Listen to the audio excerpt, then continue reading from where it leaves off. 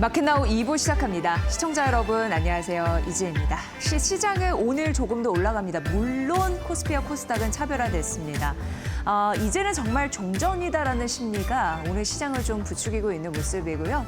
코스피는 장중에 8,700선까지도 갔는데 현재는 삼성전자나 SK하이닉스가 음봉, 그러니까 시가 대비 상승폭을 좀 줄이면서 음봉으로 좀 나타나다 보니까 장중 고점에서는 살짝 밀리는 그런 모습이지만 그래도 어제 대비 71포인트 정도 오름세는 유지를 하고 있습니다. 특히나 SK하이닉스 쪽으로 또 외국인 매수가 붙고 있거든요. 4거래 연속 이런 흐름들이 좀 반영이 되고 있고요.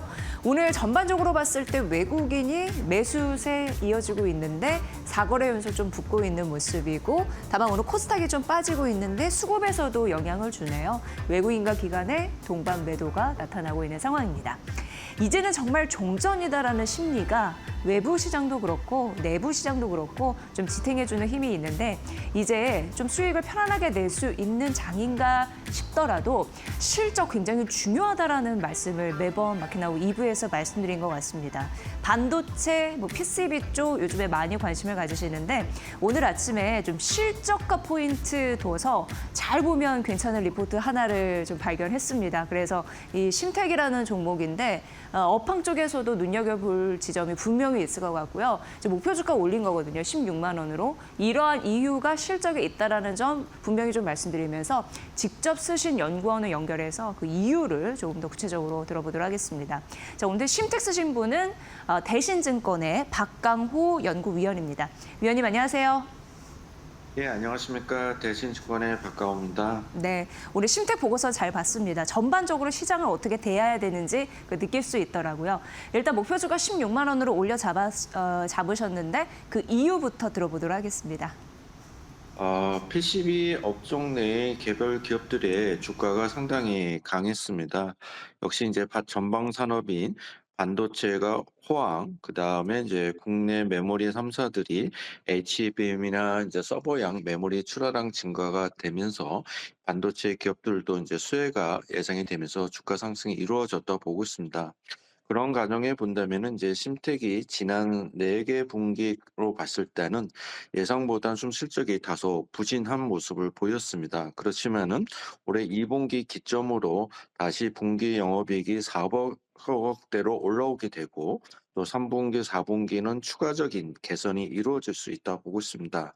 그렇게 본다면은 2분기도 저희가 원래 400억 정도 영업이익을 추정했고 시장 컨센서스가 410억 정도 되는데 그걸 뛰어넘는 450억대는 영업이익이 충분히 나올 수 있을 것 같습니다.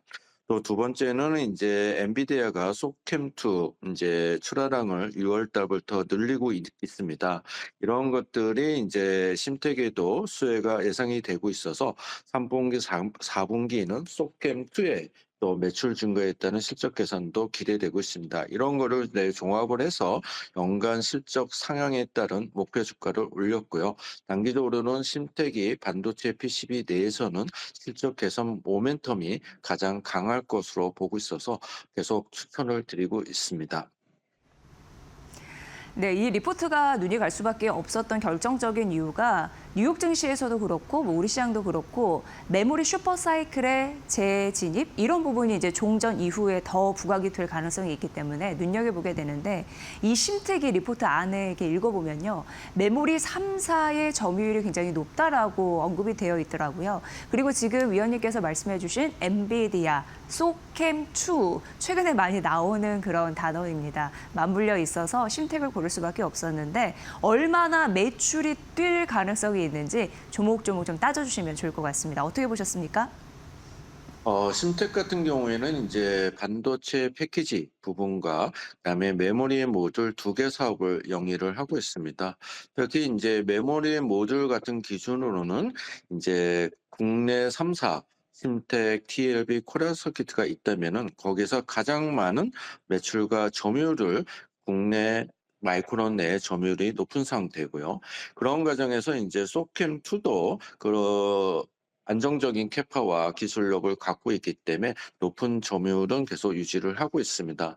이렇게 본다면은 이제 반도체 PCB가 상대적으로 현재 시장에서 호황을 보이고 있는 서버향 이 반도체 패키징도 있지만은 이 심택이 추구하는 것은 이제 빈메모리형 블리치 CSP, SIP를 매출을 늘리는 겁니다. 그래서 현재 입장에서는 가장 예상되고 있는 소캠2 출하량 증가에 따른 안정적인 공급과 마켓셔로 인해서 3분기, 4분기 때는 상당히 실적 개선이 높을 거로 보고 있고요. 두 번째 아까 말씀 것처럼 이 비메모리 패키징 플리치 CSP와 SIP 쪽도 상당히 틈새 시장을 잘 공략하고 있고 그런 부분이 매출 증가하게 되면서 전체적인 어떤 평균 공급 단가를 올리는 부분이 있습니다. 그래서 심택이 어떻게 보면 하반기 때는 가장 메모리 삼산에서 높은 점유율과 그다음에 비메모리 패키징 인해서 좀 실적 개선이 다른 경쟁 업체보다는 높을 거로 저희가 예상을 하고 있습니다. 올해 실적만 이렇게 쭉 펼쳐놓고 보면 상저하고네요. 그러니까 3분기, 4분기 더 괜찮은 실적을 나타낼 수 있다는 부분이고 워낙 안정적인 공급과 시장 점유율 확대 이런 부분으로 향후 모멘텀을 생각해 볼 수 있다는 부분이었습니다. 저희가 심택을 통해서 또 업황 전반적인 분위기를 살펴볼 수 있는 좋은 리포트라서 소개를 해드렸고요. 위원님 잘 들었습니다. 예, 감사합니다. 네, 대신증권의 심택 오늘 리포트 다양한 반도체 이 섹터에 또 보고서를 쓰시는 분인데 연구위원 박강호 연구위원님을 연결을 했습니다. 앞으로도 이제 중요한 목표주가 상향 소식 나오는 종목 저희가 또 소개를 해드리도록 하겠습니다.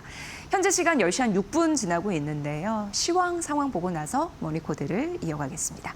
김윤주 캐스터 받아주세요. 네, 오늘 우리 시장 종전 합의 소식과 함께 코스피가 8,700선을 넘어서기도 했습니다. 현재 시간 기준으로 상승폭이 조금은 둔화가 되면서 8,600선 부근에서 등락을 반복하고 있는 상황이고요. 코스닥은 하락으로 전환이 되면서 어제 오늘도 대형주 쏠림 장세가 이어지고 있는 상황입니다. 일단 트레이딩뷰를 통해서 조금 더 자세한 상황 짚어보도록 하겠습니다. 반도체 투톱의 주가가 엇갈리고 있습니다. 장 초반만 하더라도 삼성전자와 하이닉스가 동반 상승세를 보였는데요. 하이닉스 쪽으로는 외국인의 순매수가 들어오면서 여전히 1% 가까운 상승부를 켜내고 있지만 삼성전자는 오늘 하락으로 전환이 된 상황입니다. 0.45% 가까운 하락으로 움직이고 있는 상황이고요. 하이닉스 같은 경우도 장 초반 230만 원 선을 넘어서면서 239만 9천 원 선까지 올라섰습니다만 현재 시간 기준으로 상승폭이 조금 둔화가 됐다라는 점 특징적입니다. 시장이 조금 하락으로 가닥을 잡은 종목들이 꽤 많이 보입니다. 특히 삼성전기도 장 초반만 하더라도 상승으로 문을 열었는데 현재 시간 기준으로 2% 넘게 0.5%가량 하락으로 움직이고 있는 상황이고요. 마찬가지로 LG 엔솔 같은 종목들, 삼성 SDI 같은 2차 전지 관련된 종목들도 어제 상승해서 오늘 하락으로 전환이 됐습니다. 2차 전지 관련주들 오늘 일제히 파란불 켜내고 있습니다. 삼성전기도 하락으로 전환이 된 상황인데 기판 관련된 종목들 오늘 상승폭이 많이 둔화되고 있습니다. LG 이노텔까지 0.4% 가까운 강보합권으로 내려온 상황이고요. 전반적으로 어제 시장에서 MLCC 그리고 FCBJ 같은 고부가 가치 기판에 대한 기대감으로 올라졌던 종목들 오늘 전반적으로 차익 실현 매물이 출회되고 있는 상황입니다. 금융지주 따는 좋습니다. 특히 KB금융지주가 5% 이상의 상승세 유지하고 있는 상황입니다. 금융업종 전반이 강세를 보이고 있는 상황인데요. 특히나 대출이 지금 증가하고 있고 이에 따라 2분기 실적이 잘 나올 것이다라는 분석이 나오면서 금융업종에 오늘 매수세가 몰리고 있다는 점 특징적입니다. 특히 은행단에서 KB금융지주, 신한금융지주, 하나금융지주까지 각각 3% 이상 상승부를 켜내고 있다는 점 확인되고 있는 상황이고요. 어제 미래에셋증권이 스페이스X 관련해서 배정을 못 받았다라는 이슈와 함께 급락을 했었는데 오늘 다시 3% 가까운 반등에 성공했다라는 점도 확인됩니다. 금융업종이 일제히 상승하고 있는 가운데 SK그룹주 단 안에서 SK스퀘어는 하락으로 전환이 됐습니다. SK는 지주사 단에서 3% 이상 상승부를 켜내고 있는 상황이지만 SK하이닉스가 상승 탄력이 조금 둔화되면서 SK스퀘어도 하락으로 전환됐다라는 점 확인되고요. 오늘 장 초반과는 조금 다른 분위기입니다. 개장 직후에는 시가총액 상위 종목들 대부분이 상승을 해줬고 특히나 SK스퀘어 같은 종목들도 일제히 급등하면서 출발을 해줬는데 상승폭이 둔화되고 있다는 점이 확인됩니다. 그리고 오늘 조선주 단 안에서는 하나오션이 여전히 2% 가까운 상승세를 켜내고 있지만요. 삼성중공업은 보합권으로 내려왔고요. HD 현대중공업도 약보합권까지 내려온 상황입니다. 전선 관련된 종목들도 상승폭이 둔화됐습니다. HD 현대 일렉트릭 3% 이상 빠지고 있는 상황이고요. LS 일렉트릭도 어제 두 자릿수 급등세를 보였는데 오늘 다시 강보합권까지 내려온 상황입니다.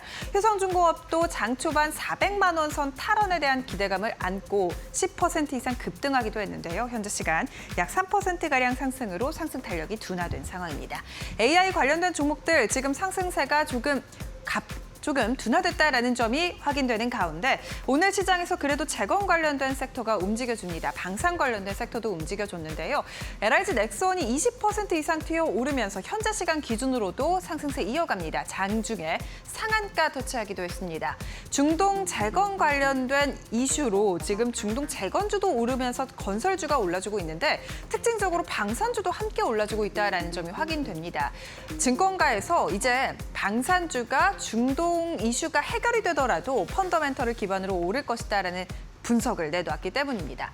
이제 천궁2 모멘텀이 이제 중동이 전쟁이 끝나더라도 오히려 더 부각될 것이다라는 건데요. 실전 입증이 됐기 때문에 오히려 수주 증가로 이어질 것이고 방공망을 더욱더 확보하려고 노력할 것이기 때문에 하나시스템의 주가가 더욱더 오를 것이다라는 분석 나옵니다. 천궁2 모멘텀 관련된 LRG 디펜스 앤 에어로스페이스, 하나시스템, 하나에어로스페이스까지 오늘 시장의 주목 이어가고 있다는 점 확인됩니다. 시스템 7% 이상 상승, 에어로스페이스도 6% 이상 상승세 보이고 있습니다. 방산, 재건, 건설 관련된 종목들이 오늘 시장에서 주목받는 가운데 코스닥은 어떻게 움직이고 있는지 함께 확인해 보시죠.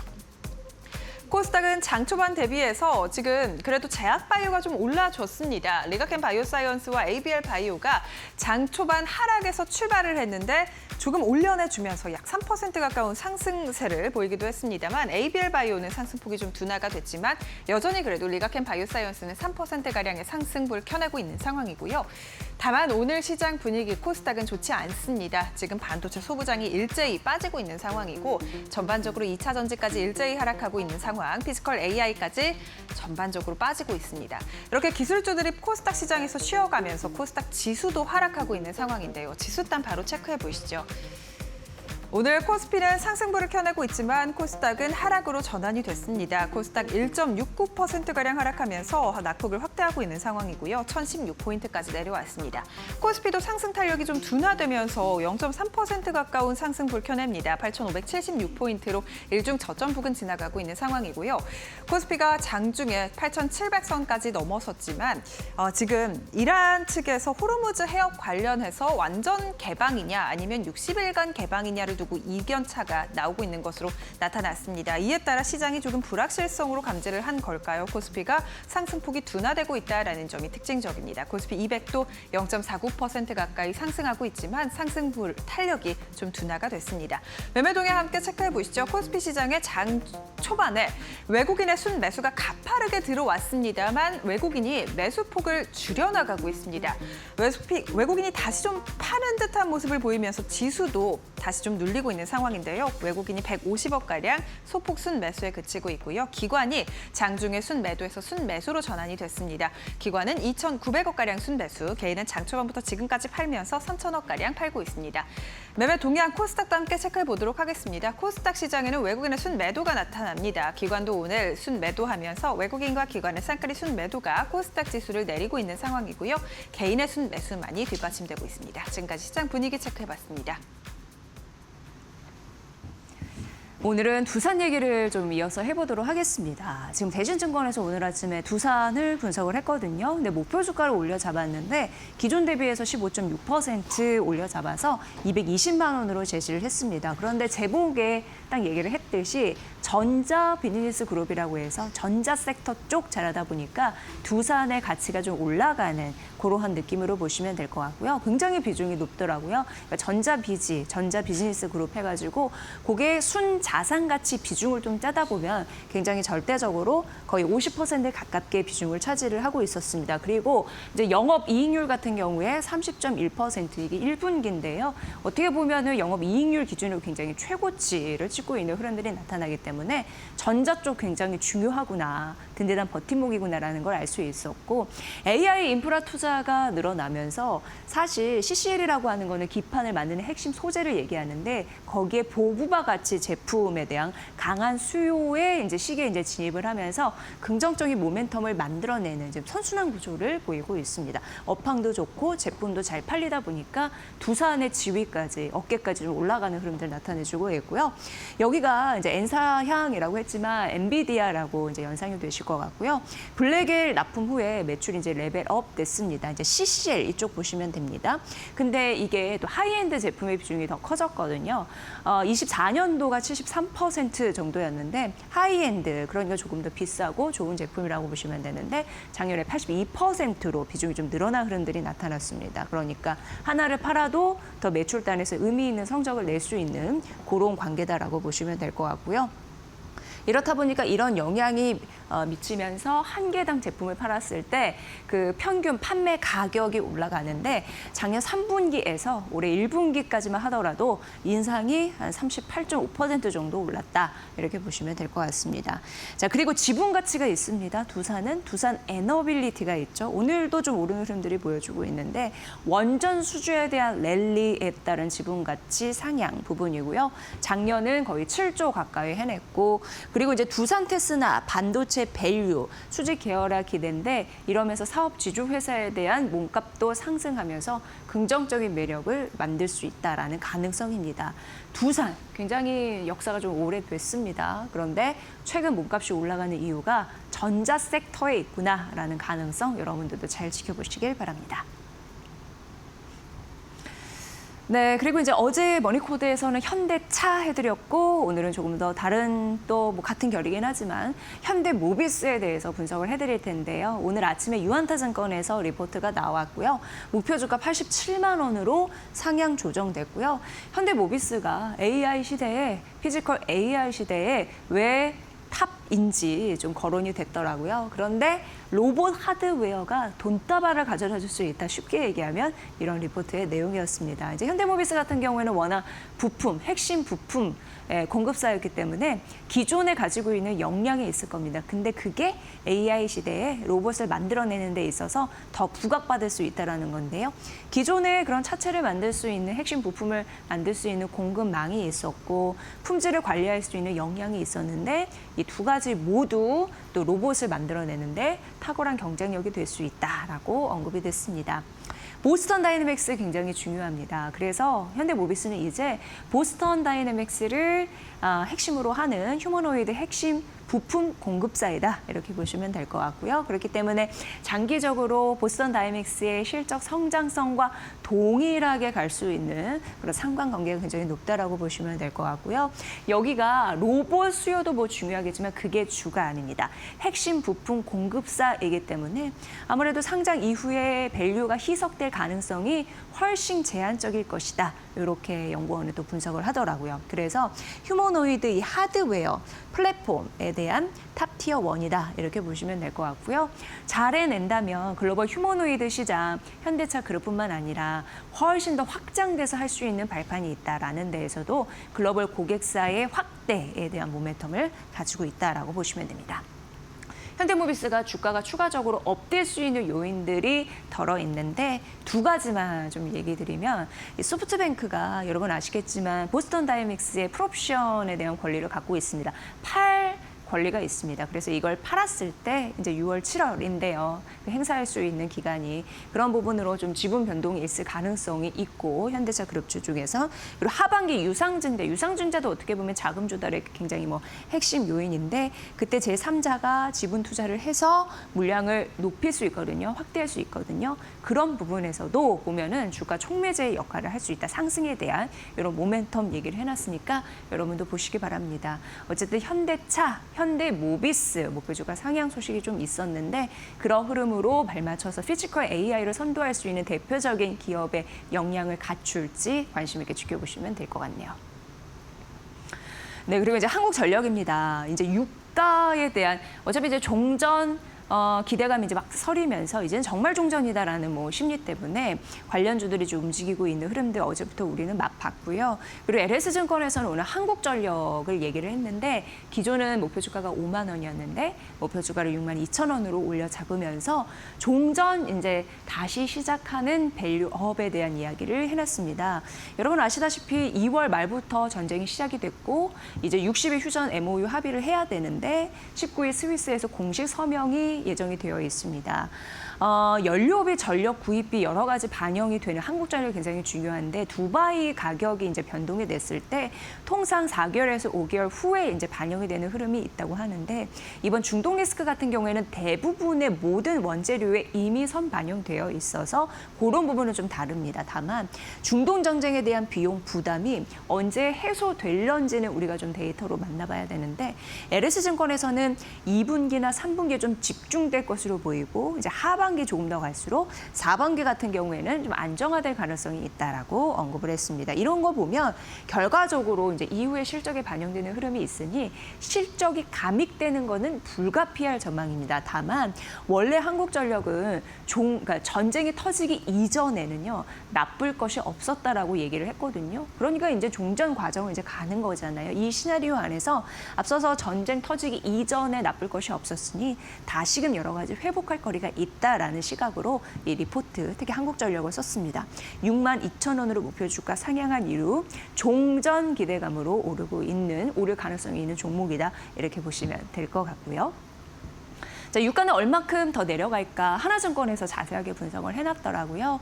지금 호르무즈 봉쇄 해제에 대한 기대감이 있는데 그 안에 가둬진 배, 좀 쉽게 얘기해서 그게 한 90척 정도 됩니다. 그러니까 원유 그리고 석유 제품 뭐 이런 부분이 있겠죠. 근데 원유 같은 경우에는 이게 이제 풀리고 해제가 되면 나오게 될 텐데 지금 갇혀진 상황이니까 1억에서 1.5억 배럴 정도 풀릴 가능성이 있다고 합니다. 물론 이게 완전히 협상이 막 타결이 돼가지고 완전 자유로워진 것은 아닙니다. 협상도 또 해야 되고요. 또 공급 정상화되는 데는 어느 정도 지연, 그러니까 리스크는 없다라고 볼 수는 없습니다. 그래서 해협 통항 정상화 같은 경우에 하나증권에서는 2달에서 3달 정도 걸리지 않겠느냐 이렇게 분석을 하고 있습니다. 왜냐하면 물류가 병목되는 것도 그렇고 길의 제거 이슈도 있을 거고 보험료 부담에 대한 이슈도 있을 거고 이렇게 해협이 해제되더라도 앞으로 통상적으로 물류 뭐 이런 전반적으로 봤을 때 정상화되는 건 어느 정도 시간이 필요하다라고 보시면 될 것 같습니다. 증산해양 가능성이 있습니다. 오펙 탈퇴한 UAE 그리고 여러 가지 이제 물량 넉넉한 사우디, 쿠웨이트, 이라크 이런 부분에서 증산할 가능성이 있거든요. 그래서 공급이 좀 차질되는 물량 때문에 어려움을 겪었던 그런 산업적인 그런 현장이 있는데 점진적으로 나아지지 않을까라는 생각 이런 부분은 있나 봐요. 그래서 WTI가 당분간 배럴당 75달러에서 85달러 내외로 그 밴드로 좀 오르고 내리지 않을까라는 가능성이 언급됐습니다. 그런데 하반기 가면은 이제 석유로 이제 비축해내온 재고량을 쓸 수밖에 없다고 해요. 그래서 그런 부분으로 봤을 때 하락폭은 좀 제한적이다라는 부분이 있습니다. 그래서 결과적으로 연말 되면 이제 하반기 갈수록 WTI는 한 70달러 내외에서 하반 경직성을 좀 나타내면서 그 수준에서 움직이지 않겠느냐라는 게 하나증권의 전략이니까 이 부분 챙기면서 유가와 관련된 산업 그리고 종목들 비교 분석해 보시길 바라겠습니다. 네, 그리고 이제 앞으로 우리가 여러 가지 정책적인 흐름들, 그에 반응하는 종목들 잘 살피셔야 되는데요. 중복 상장 규제에 대한 이슈가 이제 7월 얼마 남지 않았습니다. 시행이 됩니다.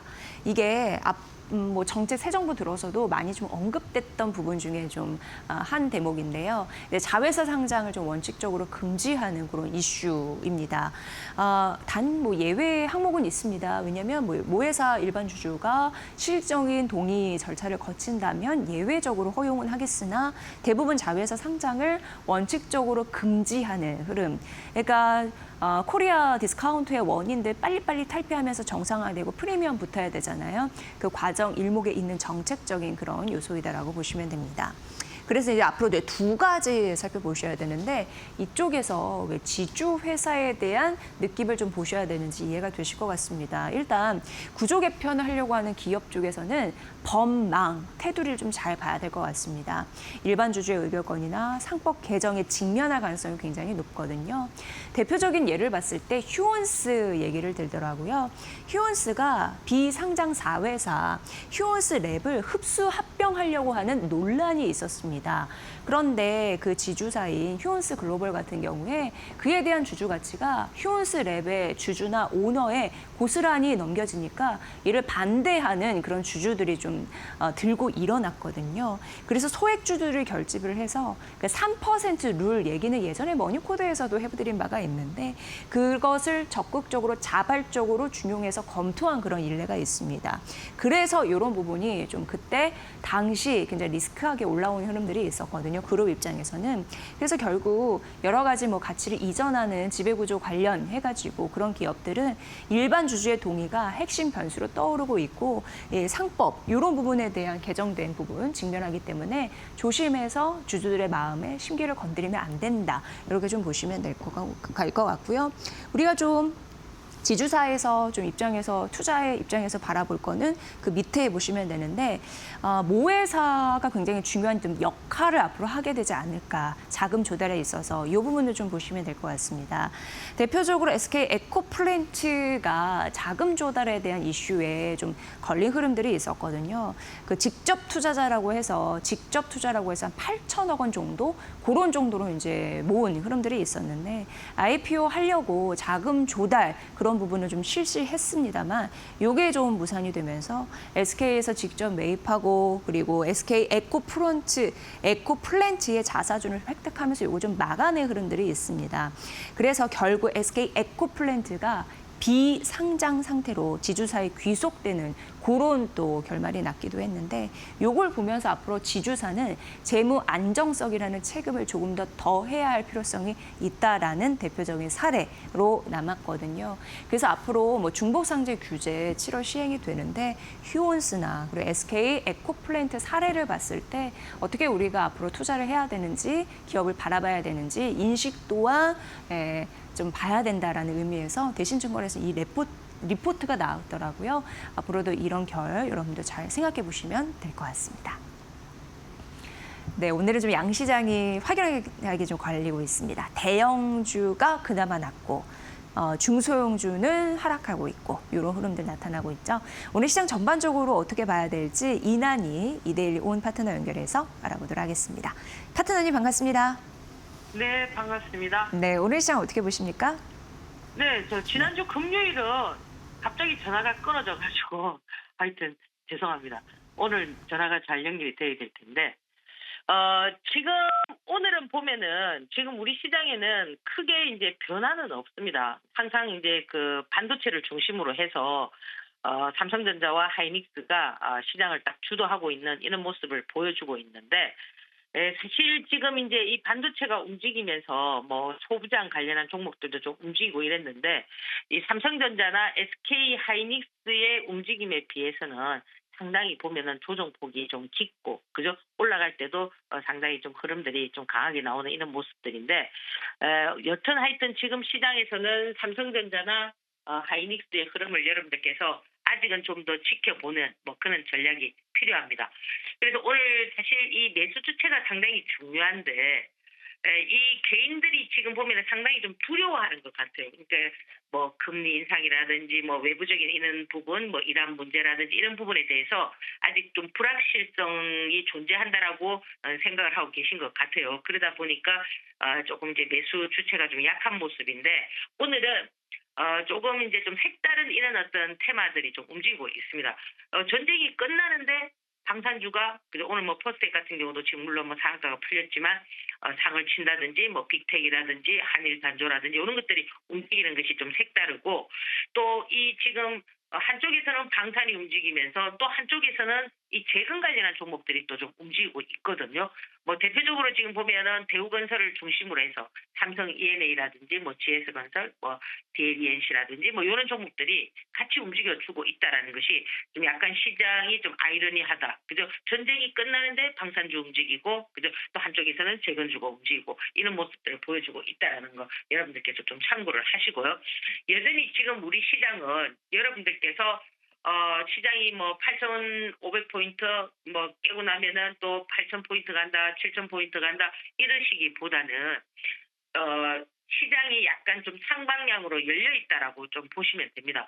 지금 트럼프도 강하게 지금 종전과 관련돼 있는 부분들을 계속 이제 지속적으로 자기가 어필을 하고 있다라는 부분은 뭐냐면 그도 그저 지금 11월 중간 선거를 위해서 이 시장을 어떻게 해야 되느냐면은 조금 만들어주는 어떤 그런 역할을 해야 되거든요. 그러다 보니까 시장을 어떻게 한다라는 겁니까? 좀 만들어 가거든요. 그러면 미국 시장이 어느 정도 만들어지고 있는데 우리 시장 역시도 어떻게 만들어질 수 있을까요?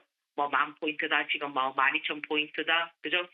삼성전자의 목표가가 올라가고 하이닉스의 목표가가 올라가는 이런 부분들을 여러분들께서 잘 참고를 하셔서 지금에서 가장 중요한 포지션은 뭐냐면은 여러분들의 투자 원칙이 뭐냐 이거죠. 나는 가치 투자냐 아니면 나는 지금 단기적인 어떤 투자를 하는 거냐에 따라서 여러분들의 매수 매도와 수익 구조를 형성하는 방법은 다르기 때문에 지난주 제가 수요일 그죠?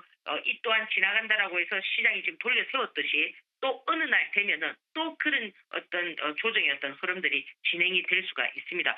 그런 거를 항상 여러분들께서 미연에 방지하기 위해서는 뭘 해야 되느냐면은 항상 현금을 일정 현금을 여러분들께서 보유하고 계시는 그런 전략이 지금 필요하다 이렇게 말씀을 드립니다. 자, 오늘도 행복한 하루 되시고 성공 투자하시기 바랍니다. 감사합니다. 네, 화요일 시장의 투자 전략 잘 들었습니다. 고맙습니다. 예, 감사합니다. 네, 이난희 이데일리 온 파트너와 함께했습니다. 저희 마켓나우 2부 끝나는 시간까지 수익 내는 전략 이어질 텐데요. 다음 코너 역시 기대해 주세요.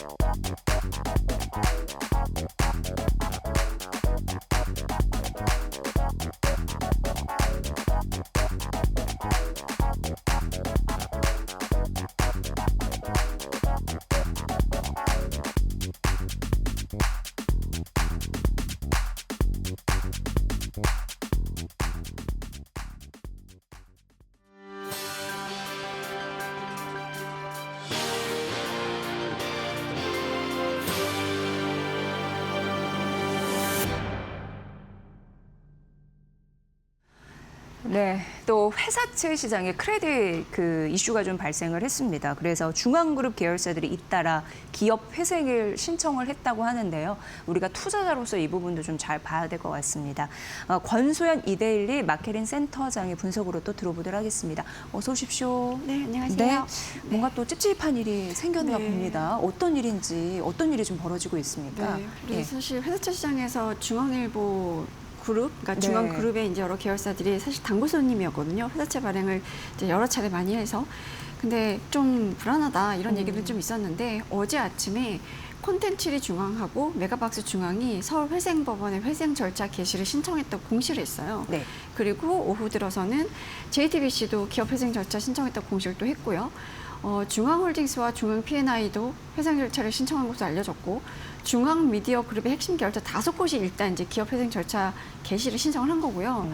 그리고 또 이제 중앙일보는 워크아웃을 추진하기로 했는데 사실 워크아웃이라는 거는 이제 채권단하고 기업이 자율적으로 채무 조정을 협의하는 거고 기업회생은 법원 절차에 따라 채무를 강제 조정하는 거랑 조금 차이가 있긴 한데 둘 다 똑같이 지금 채무 때문에 어렵다라는 얘기인 겁니다. 이미 지난주에 JTBC가 12일 날 만기 도래한 채권 상환하지 못해서 디폴트가 났었거든요. 예. 총 206억 원의 차입금을 이제 제때 갚지 못한 건데 그래서 어제 이제 그 홍정도 중앙그룹 부회장이 직원들한테 이메일을 일단 보낸 게 이제 뭐 회자가 됐는데 회생 절차는 회사를 정리하는 절차가 아니라 법원의 감독 아래 채무 조정하고 영업을 계속하면서 회사를 정상화하는 제도다 이렇게 설명을 하면서 기존 경영인이 관리인으로서 경영을 계속 할 것이다라고 이제 얘기를 했어요.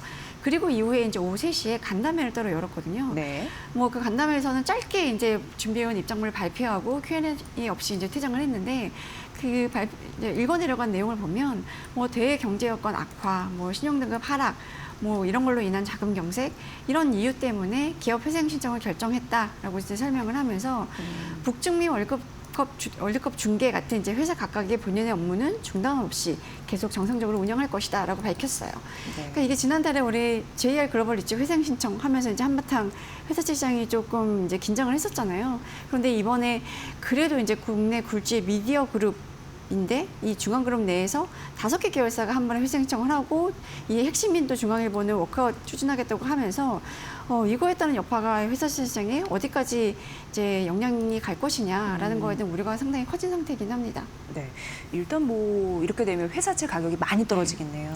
그렇죠. 이제 JTBC와 SLA 중앙 그리고 중앙일보 이런 데들이 이제 발행한 주요 회사채 가격이 어제는 6,000원에서 7,000원대 형성이 됐고 지난주 금요일 종가 대비 이게 30%까지 빠진 수준인 건데 회사채는 사실 이제 발행한 회차에 따라서 종목의 그 끝에 숫자가 붙어요. 그래서 그 숫자 붙은 그 회사채가 가격이 다 별도로 형성이 되는데 이게 이제 액면가는 10,000원이고 이 10,000원 대비 어느 정도 할인해서 거래되는지 이게 지금 이제 화면에서 보시는 가격이고요. 네. 요걸 이제 금리로 또 환산할 수가 있죠.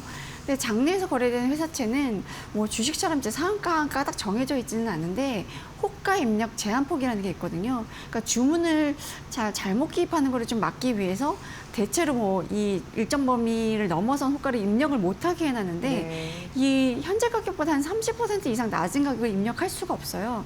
근데 어제 중앙미디어 그룹의 계열사 중에서 장내 상장돼서 거래되는 채권 종목 중에 상당수가 이제 30% 정도 떨어진 가격의 호가가 나왔고요. 이제 금리로 보면 JTBC 회사채 같은 경우는 뭐 320%, 뭐 162%, 뭐 이렇게까지 치솟았는데 채권의 금리와 가격은 반대잖아요. 그만큼 높은 금리를 줘야만 이 채권을 사겠다는 사람이 있다는 얘기인 거예요. 예. 그러니까 채권을 샀을 때 원리금을 제대로 받을 수 있을지 좀 불안하니까 이 정도 금리는 줘야지 채권을 살까 말까 고민하겠다. 약간 이런 이제 수준인 건데요. 그 민간 평가사가 같은 등급의 회사채 금리를 평균해서 낸 이제 민평금리라고 우리가 보통 표현을 하는데 그 민평금리와 비교를 해보면 무려 이제 30,000%포인트까지 이제 벌어진 상황이었고요. 중앙일보 회사채도 마찬가지였는데 이제 오늘 이 가격에서 조금 더 떨어져서 뭐 한 4,000원대, 5,000원대 이렇게 이제 형성이 되고 있다고 합니다. 네. 이게 채권, 특히 이제 회사채 같은 경우에는 등급이 중요하잖아요. 네. 기업 등급이. 네. 이렇게 되면 신용평가사들도 등급을 확 낮추겠네요. 투기 그렇죠. 등급 이미 수준으로. 뭐 예. 이제 디폴트가 난 이후부터 줄줄이 하향 조정이 예. 이루어졌는데 예. 사실 이제 지난해부터 이제 콘텐츠 원의 업황이 좀 안 좋았으니까 이런 업황 악화 그리고 재무부담 확대 이런 것들 이유로 이 중앙그룹 내 계열사들에 대한 신용 등급을 좀 그러니까 등급 전망을 하향 조정하는 추세였었어요. 그러니까 등급 전망을 낮췄다는 거는 이제 등급을 좀 낮은 쪽으로 조정할 수도 있어라고 이제 시그널을 주는 건데 뭐 그 이후에 지금 디폴트가 난 이후에 계속 이제 관련 계열사들의 등급 하향 조정이 이루어지고 있는데 일단 JTBC에 대해서는 나신평이 지난 12일에 신용 등급을 트리플 B에서 트리플 C로 낮췄거든요. 근데 트리플 C라는 걸 사실상 부도가 임박했다라고 네. 이제 보는 거고 뭐 CP나 전자단기 사채 등급도 원래는 A3였는데 이제 C0로 내렸습니다. 뭐 한기평도 같은 날 JTB 회사채를 트리플 B에서 더블 B로 낮췄고요. 뭐 SL의 중앙이라든가 중앙일보 등급도 트리플 B에서 더블 B 플러스로 하향 조정했고 이렇게 원래 하향 조정하면 사실 등급 전망은 안정적으로 바꾸거나 이러거든요. 나 당분간 일단 조정했으니까 당분간 조정 안 할게 뭐 이런 의미인데 뭐 지금 JTBC나 뭐 이런 이제 계열사들의 등급은 뭐 부정적 검토 대상에 또 등록을 했거든요. 그러니까 전망을 또 낮출 수도 있어라는 의미인 거죠. 네. 그리고 이제 한신평 같은 경우도 SLA 중앙, 뭐 중앙일보 회사채를 WB로 강등했고 콘텐츠를 증강하고 메가박스 중앙 CP와 전단태는 B 등급으로 강등했습니다. 네. 근데 이제 트리플 B, BBB 이제 등급이 네. 우량 등급은 아닌데 아니죠. 그동안 이제 회사채 시장에서 자금을 계속 조달은 해왔네요. 그러니까 예. 트리플 B 정도면 이제 투자 적격 등급의 맨 아래 단계예요. 그러니까 담을 수는 있는데 이제 네. 뭐 더블 A 이상의 우량 회사채랑 비교해 보면 비우량 회사채로 이제 보통 분류가 되는데요. 일반 그러니까 트리플 B급이면 사실 기관 투자자들이 담지는 못해요. 보통은 이제 기관 투자자들은 뭐 더블 A 이상만 담을 수 있다는 게 이제 자체 규정들을 좀 갖고 있거든요. 그래서 트리플 B급은 주로 개인 투자자들이 소화를 했는데요. 트리플 B급이기 때문에 일단 금리가 높았고 기본적으로 이제 중앙일보라는 브랜드 인지도가 좀 있잖아요. 네. 그러니까 지금 뭐 60년 이상 된 이 굴지에 이제 중앙일보라는 그 브랜드가 있었기 때문에 이 계열사들의 이 회사채 발행이 이렇게 막 뭐 어렵거나 이러지는 않았었어요. 그래서 이제 다음 달 31일 만기되는 300억 원 규모의 JTBC 회사채만 봐도 이게 2024년 8월에 이제 발행이 된 건데 그때 당시 표면금리로 8.1%에 발행이 됐거든요. 그러니까 8%대 금리라면 이게 망하지 않는다는 믿음만 있다라고 네, 했을 때 네. 개인 투자자들 입장에서는 그때 당시로는 지금 이제 증시가 이렇게 뜨기 전이니까 충분히 매력적으로 투자할 만하다라고 이제 느낄 만한 금리 수준이었고 설마 중앙그룹이 계열사가 망하게 주겠어? 라는 암묵점이 좀 믿음이 있었던 거죠. 뭐 사실 2024년 이전에는 이제 콘텐츠 사업에 대한 분위기도 굉장히 좋았거든요. 그때 뭐 K 콘텐츠 뜨면서 뭐 넷플릭스, 뭐 디즈니 플러스, 티빙, 쿠팡 플레이 이런 데들이 콘텐츠 투자에 굉장히 적극적으로 나섰던 시기였고 특히나 SLA 주간 같은 경우는 뭐 히트 작전 많이 갖고 있죠. 재벌집 막내 아들이라든가 네. 뭐 이상한 변호사 우영우 이런 드라마들을 다 여기서 제작을 했거든요. 그러니까 사실 이제 단순한 제작사가 아니라 SLA 중앙은 콘텐츠 IP 기업이다라는 평가를 받으면서 뭐 이런 이제 SLA 중앙이 발행하는 회사채들에 조금 개인 투자자들이 많이 투자를 했던 거고 이렇게 이제 콘텐츠 제작비가 좀 늘어나니까 회사채를 통해서 자금을 조달해서 콘텐츠 제작을 하고 뭐 이랬던 거거든요. 근데 이 이제 투자자들이 보기에는 이런 제작비 어쨌든 미래 성장을 위한 투자인 거 아니냐 뭐 이런 의미로 이제 투자를 했던 면도 좀 있었던 거고요. 이게 회사채로 조달이 되니까 이제 트리플 B급 중에서는 중앙그룹 계열사들이 회사채 시장에 거의 이제 단골 발행사 우리가 빅 이슈어라고 하는데 발행을 많이 했죠. 네. 근데 이제 딱 들어도 예전에 굉장히 유명했던 그런 매체. 근데 중앙일보 그룹 같은 경우에는 왜 이런 상황까지 내몰리게 된 건지 참 궁금하네요. 그러니까 일단 네. 이제 K 콘텐츠 붐에 대한 과도한 기대가 예. 좀 있었던 거죠. 그런 기대를 기반으로 투자를 너무 공격적으로 해왔다라는 평가인 건데 2020년부터 보면 2023년까지는 OTT 업체들이 굉장히 가입자 확보 경쟁을 벌이면서 이제 콘텐츠 확보에 너무 적극적으로 나섰었어요. 뭐 거의 투자하기도 하고 드라마 제작 잘 된 것들을 굉장히 많은 돈을 주고 사오기도 했었는데 그러면서 제작자의 몸값도 굉장히 뛰었었거든요. 이때 중앙그룹이 제작사 인수 드라마 제작 이런 데 투자를 굉장히 크게 늘렸습니다. 그래서 2021년에 미국 제작사인데 우리가 WIP이라고 부르거든요. WIIP 이 회사를 1,300억 원을 들여서 인수하기도 했고요. 같은 해에 클라이맥스 스튜디오라든가 뭐 프로덕션 H라든가 뭐 지음 콘텐츠 이런 데들이 이제 잇따라 인수를 했었어요.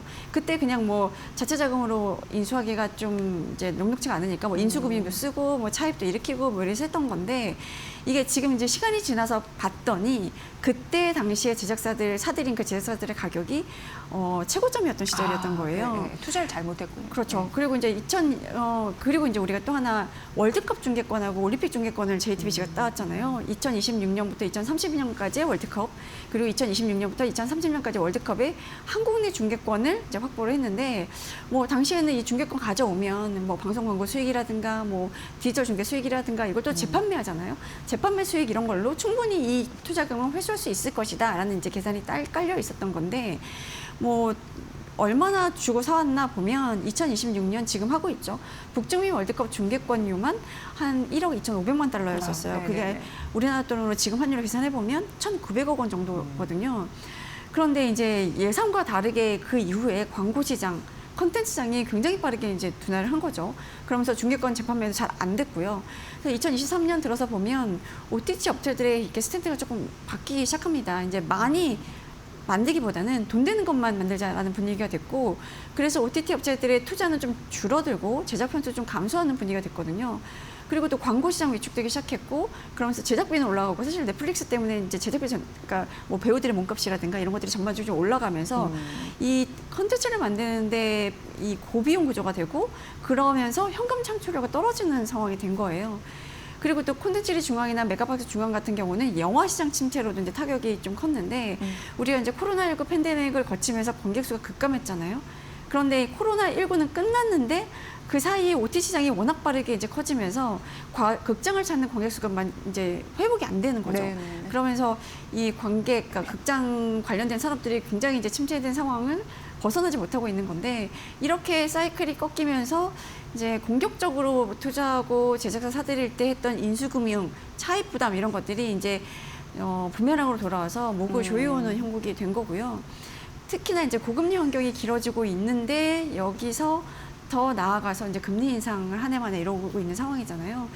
이런 상황에서 만기도래 채무를 원활하게 차환하지 못하면서 이제 결국 이제 회생 절차에 들어가게 된 상황인 겁니다. 네. 그럼 센터장님 이번 사태가 벌어진 게 회사채 시장 전체 위기로 봐야 되나요? 어떻게 판단하세요? 그러니까 일단 예. 이제 중앙그룹만 놓고 보면 작년 말 기준으로 이 중앙그룹의 합산 차입금이 한 2조 8천억 원 정도 됩니다. 이 중에서 금융기관 대출이 1조 2천억 원이고 네. 시장에서 조달한 예를 들어 뭐 회사채라든가 전단체라든가 CP 이런 것들로 조달한 게 한 1조 3천억 원 정도 돼요. 그리고 리스 부채가 한 3천억 원 정도 되는 건데 금융기관 대출은 대부분이 은행권에서 빌렸더라고요. 이게 한 9천억 원 정도로 비중이 절대적으로 높긴 한데 대부분이 담보가 잡혀 있는 상황이라서 네. 이제 뭐 담보가 있는 대출은 그렇게 이제 위험한 대출을 보지는 않잖아요. 문제는 이제 담보가 없는 시장성 조달인 건데 지금 중앙그룹의 회사채 발행 잔액이 한 8,500억 원 정도 됩니다. 그룹 계열사들의 신용 등급이 하이 일드로 분류되는 이제 BBB, 트리플 BBB가 그 등급이었고 그래서 장기 투자자들의 그러니까 주요 기관 투자자들이 장기적으로 투자한 그 투자액은 크진 않을 거라고 봐요. 그러면 이제 누가 투자를 했냐? 아까도 이제 서두에 말씀드렸다시피 금리, 그러니까 이 정도면 괜찮은 금리네?라고 투자했던 개인 투자자들 그리고 아마 일반 법인이 좀 일부 있을 건데 대부분이 개인 투자자들일 거고 이 개인 투자자들이 금융사, 그러니까 뭐 증권사나 이런 데로부터 리테일로 판매하는 채권을 샀을 거란 말이에요. 그러면 이제 8천억 원 중에 대체로 개인 투자자들이 산 이제 그 채권 금액이 정확하게 집계되고 있지는 않지만 그래도 6, 7천억 원 되지 않겠냐 네. 뭐 이런 이제 분석들이 좀 나오고 있는데요.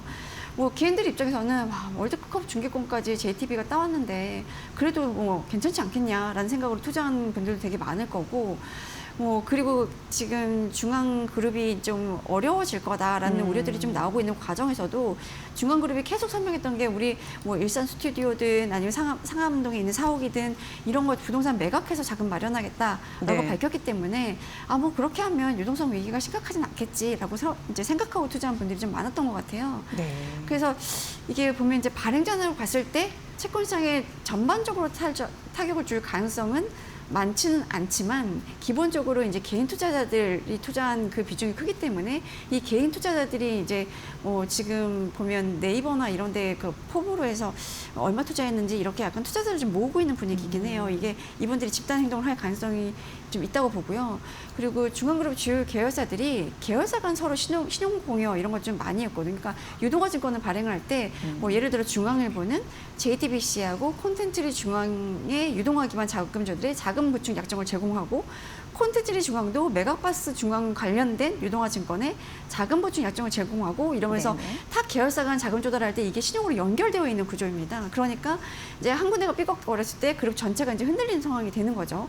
그러니까 이게 사실은 이제 뭐 JR 글로벌 리츠의 이 이제 뭐 디폴트가 발생했을 때도 그 한 건이었잖아요. 네. 근데 지금은 그룹 전체가 중앙그룹이라는 그룹 전체가 흔들리는 거에 대한 이제 불안감이 좀 있는 것 같고요. 사실 이제 사모펀드들도 매자니에 좀 노출되어 있는데 뭐 JK 파트너스라든가 아니면 프렉시스 이런 데들이 뭐 전환 선체를 인수했거나 아니면 이제 뭐 그 주식 전환 우선주 같은 것들을 인수를 해서 이런 사모펀드들의 좀 피해도 좀 예상이 되고 있는 상황입니다. 네. 회사채 시장의 양극화가 더 심화될 거라는 전망 이런 부분도 좀 나오고 있어요. 그렇죠. 네. 그러니까 이게 사실은 이제 요 예. 회사채 그러니까 중앙그룹의 계열사들의 기업회생 신청으로 인한 전반적인 이제 금융시장 타격은 크진 않을 거라는 시각이 대부분이긴 한데 네. 회사 시장만 놓고 보면 그 간에도 사실 이제 우량 회사채와 비우량 회사채 간 양극화가 굉장히 심했었거든요. 근데 그 양극화가 지금 JR 글로벌 리츠 이후에 중앙그룹의 이런 계열사들의 기업회생 신청 때문에 더 심해질 거다라는 우려들이 좀 나오고 있는데요. 지금 AA급 이상 우량채는 수요층만 해도 모집액의 뭐 수배, 그래서 수십 배 자금이 몰리고 있는 상황이거든요. 그런데 트리플 B급 이하의 비우량채는 뭐 미매각이 발생하거나 이제 발행 자체가 어려워지는 상황이 좀 발생하고 있는데 올해 초 이렇게 쭉 보면 트리플 B급 공모제 발행 계획을 세운 기업들이 거의 손에 꼽혀요.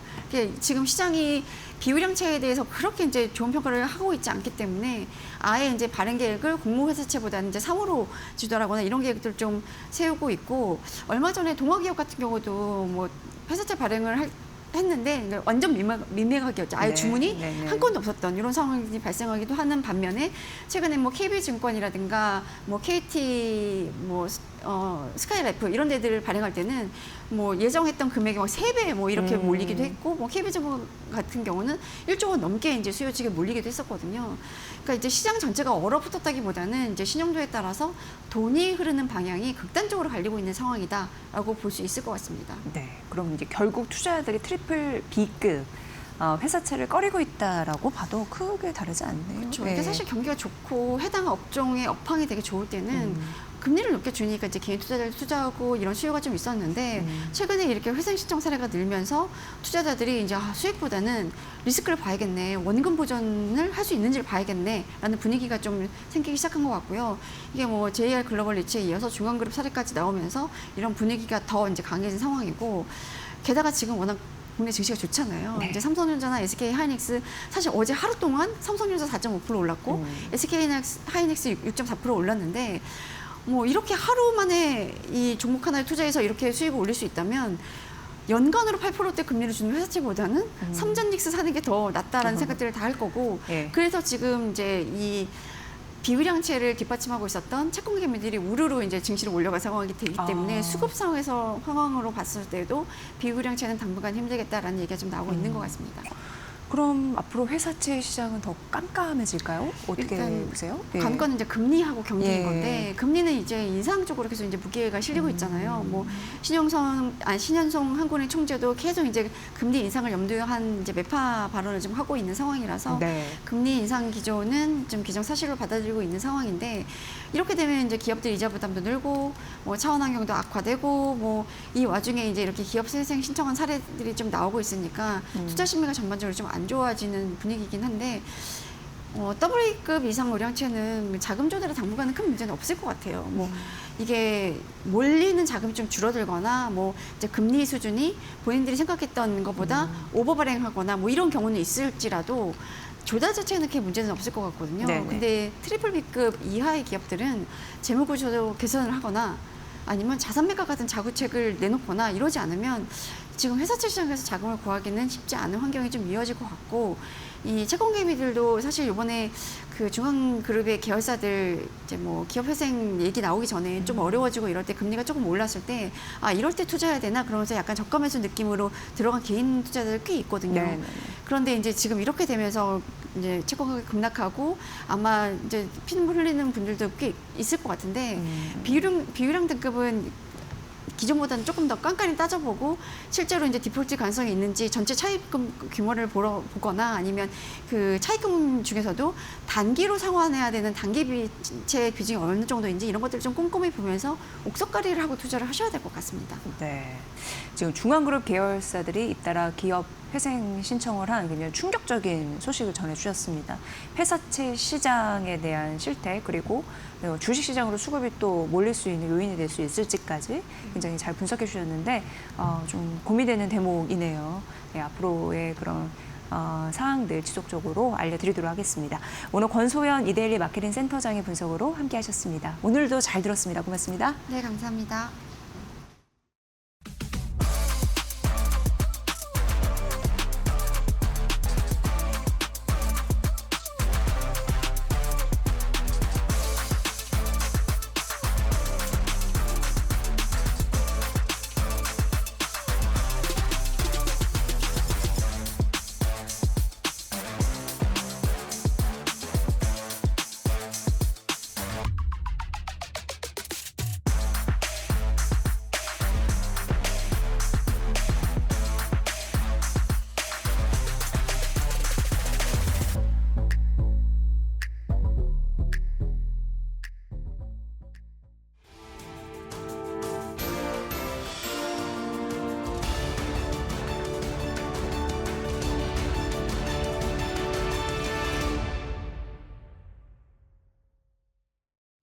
미국과 이란이 종전에 대한 MOU 전자서명을 이미 진행했다는 소식에 미국 시장이 일제히 급등했습니다. 특히 필라델피아 반도체가 5% 넘게 오르면서 국내장 또한 장 초반 8,700선을 넘어서기도 했는데요. 다만 장중 변동성을 보이면서 8,500선까지 밀리기도 했지만 다시 외인의 매수세가 붙으면서 올려내고 있는 상황입니다. 현재 시장 상황 바로 살펴보시죠. 코스피가 1%가량 상승하면서 8,642포인트 지나갑니다. 장 초반에 8,700선을 회복한 이후 8,500선까지 내려오기도 하며 변동성을 보이기도 했지만 10시 10분을 기점으로 다시 올려내고 있는 상황이고요. 현재 시간 8,643포인트까지 회복했습니다. 코스피 200도 1% 넘게 상승하면서 8,377포인트 지나가고 있지만요.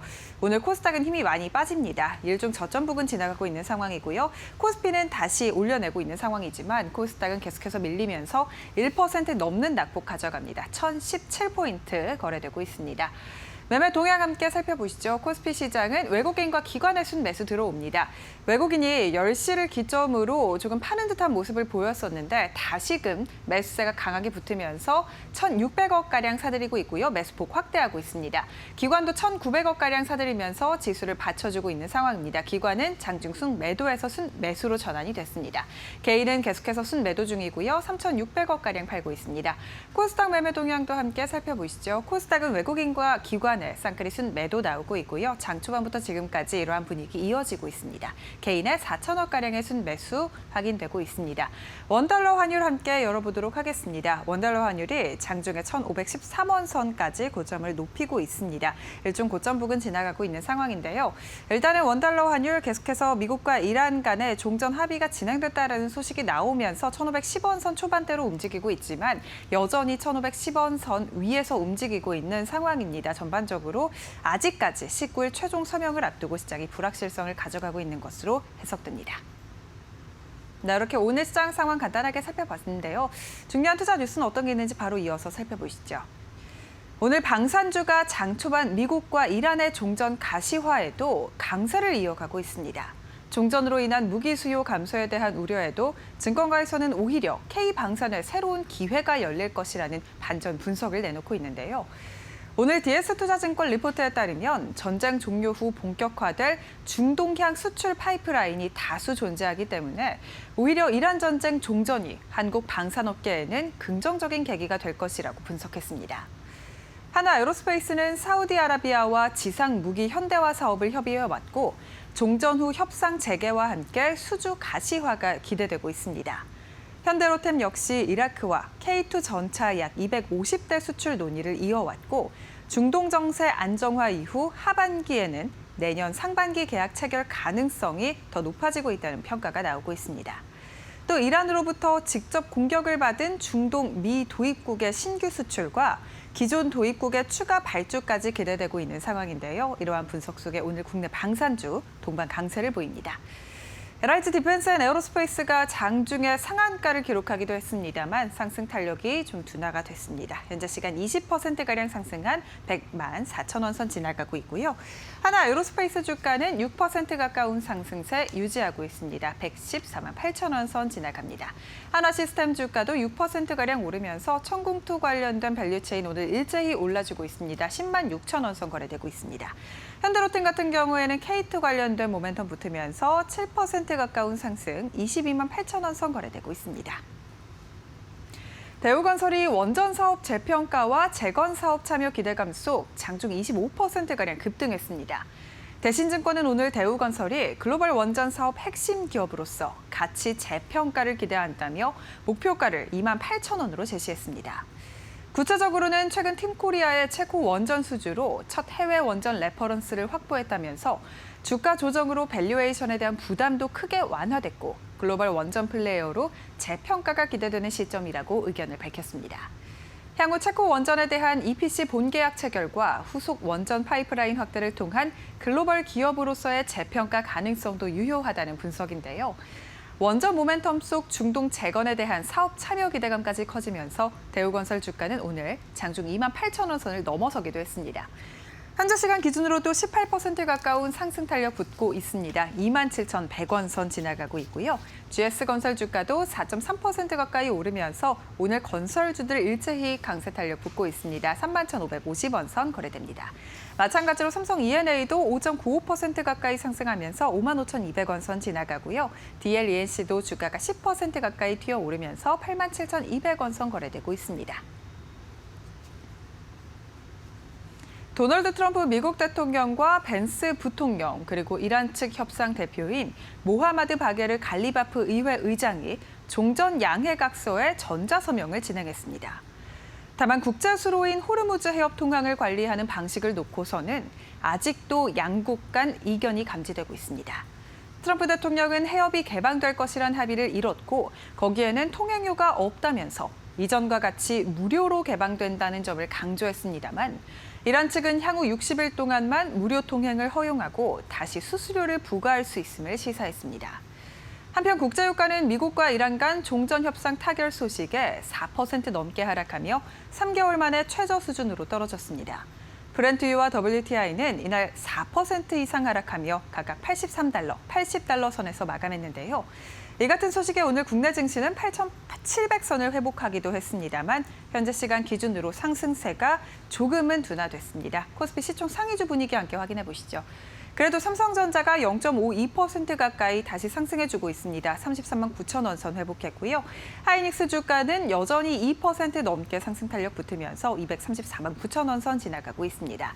삼성전기도 장중에 하락으로 전환이 되기도 했습니다만 다시 2.4% 가까이 올라주고 있습니다. 204만 7천 원 선 거래되고 있습니다. 중동 관련된 이슈가 어느 정도 해결된 가운데 향후 증시 흐름을 결정지을 FOMC 그리고 마이크론 실적 발표 등이 남아 있습니다. 굵직한 일정 등을 앞두고 투자자들이 어떤 전략을 세워서 대응해 보면 좋을지 저희와 함께 이어서 알아보시죠.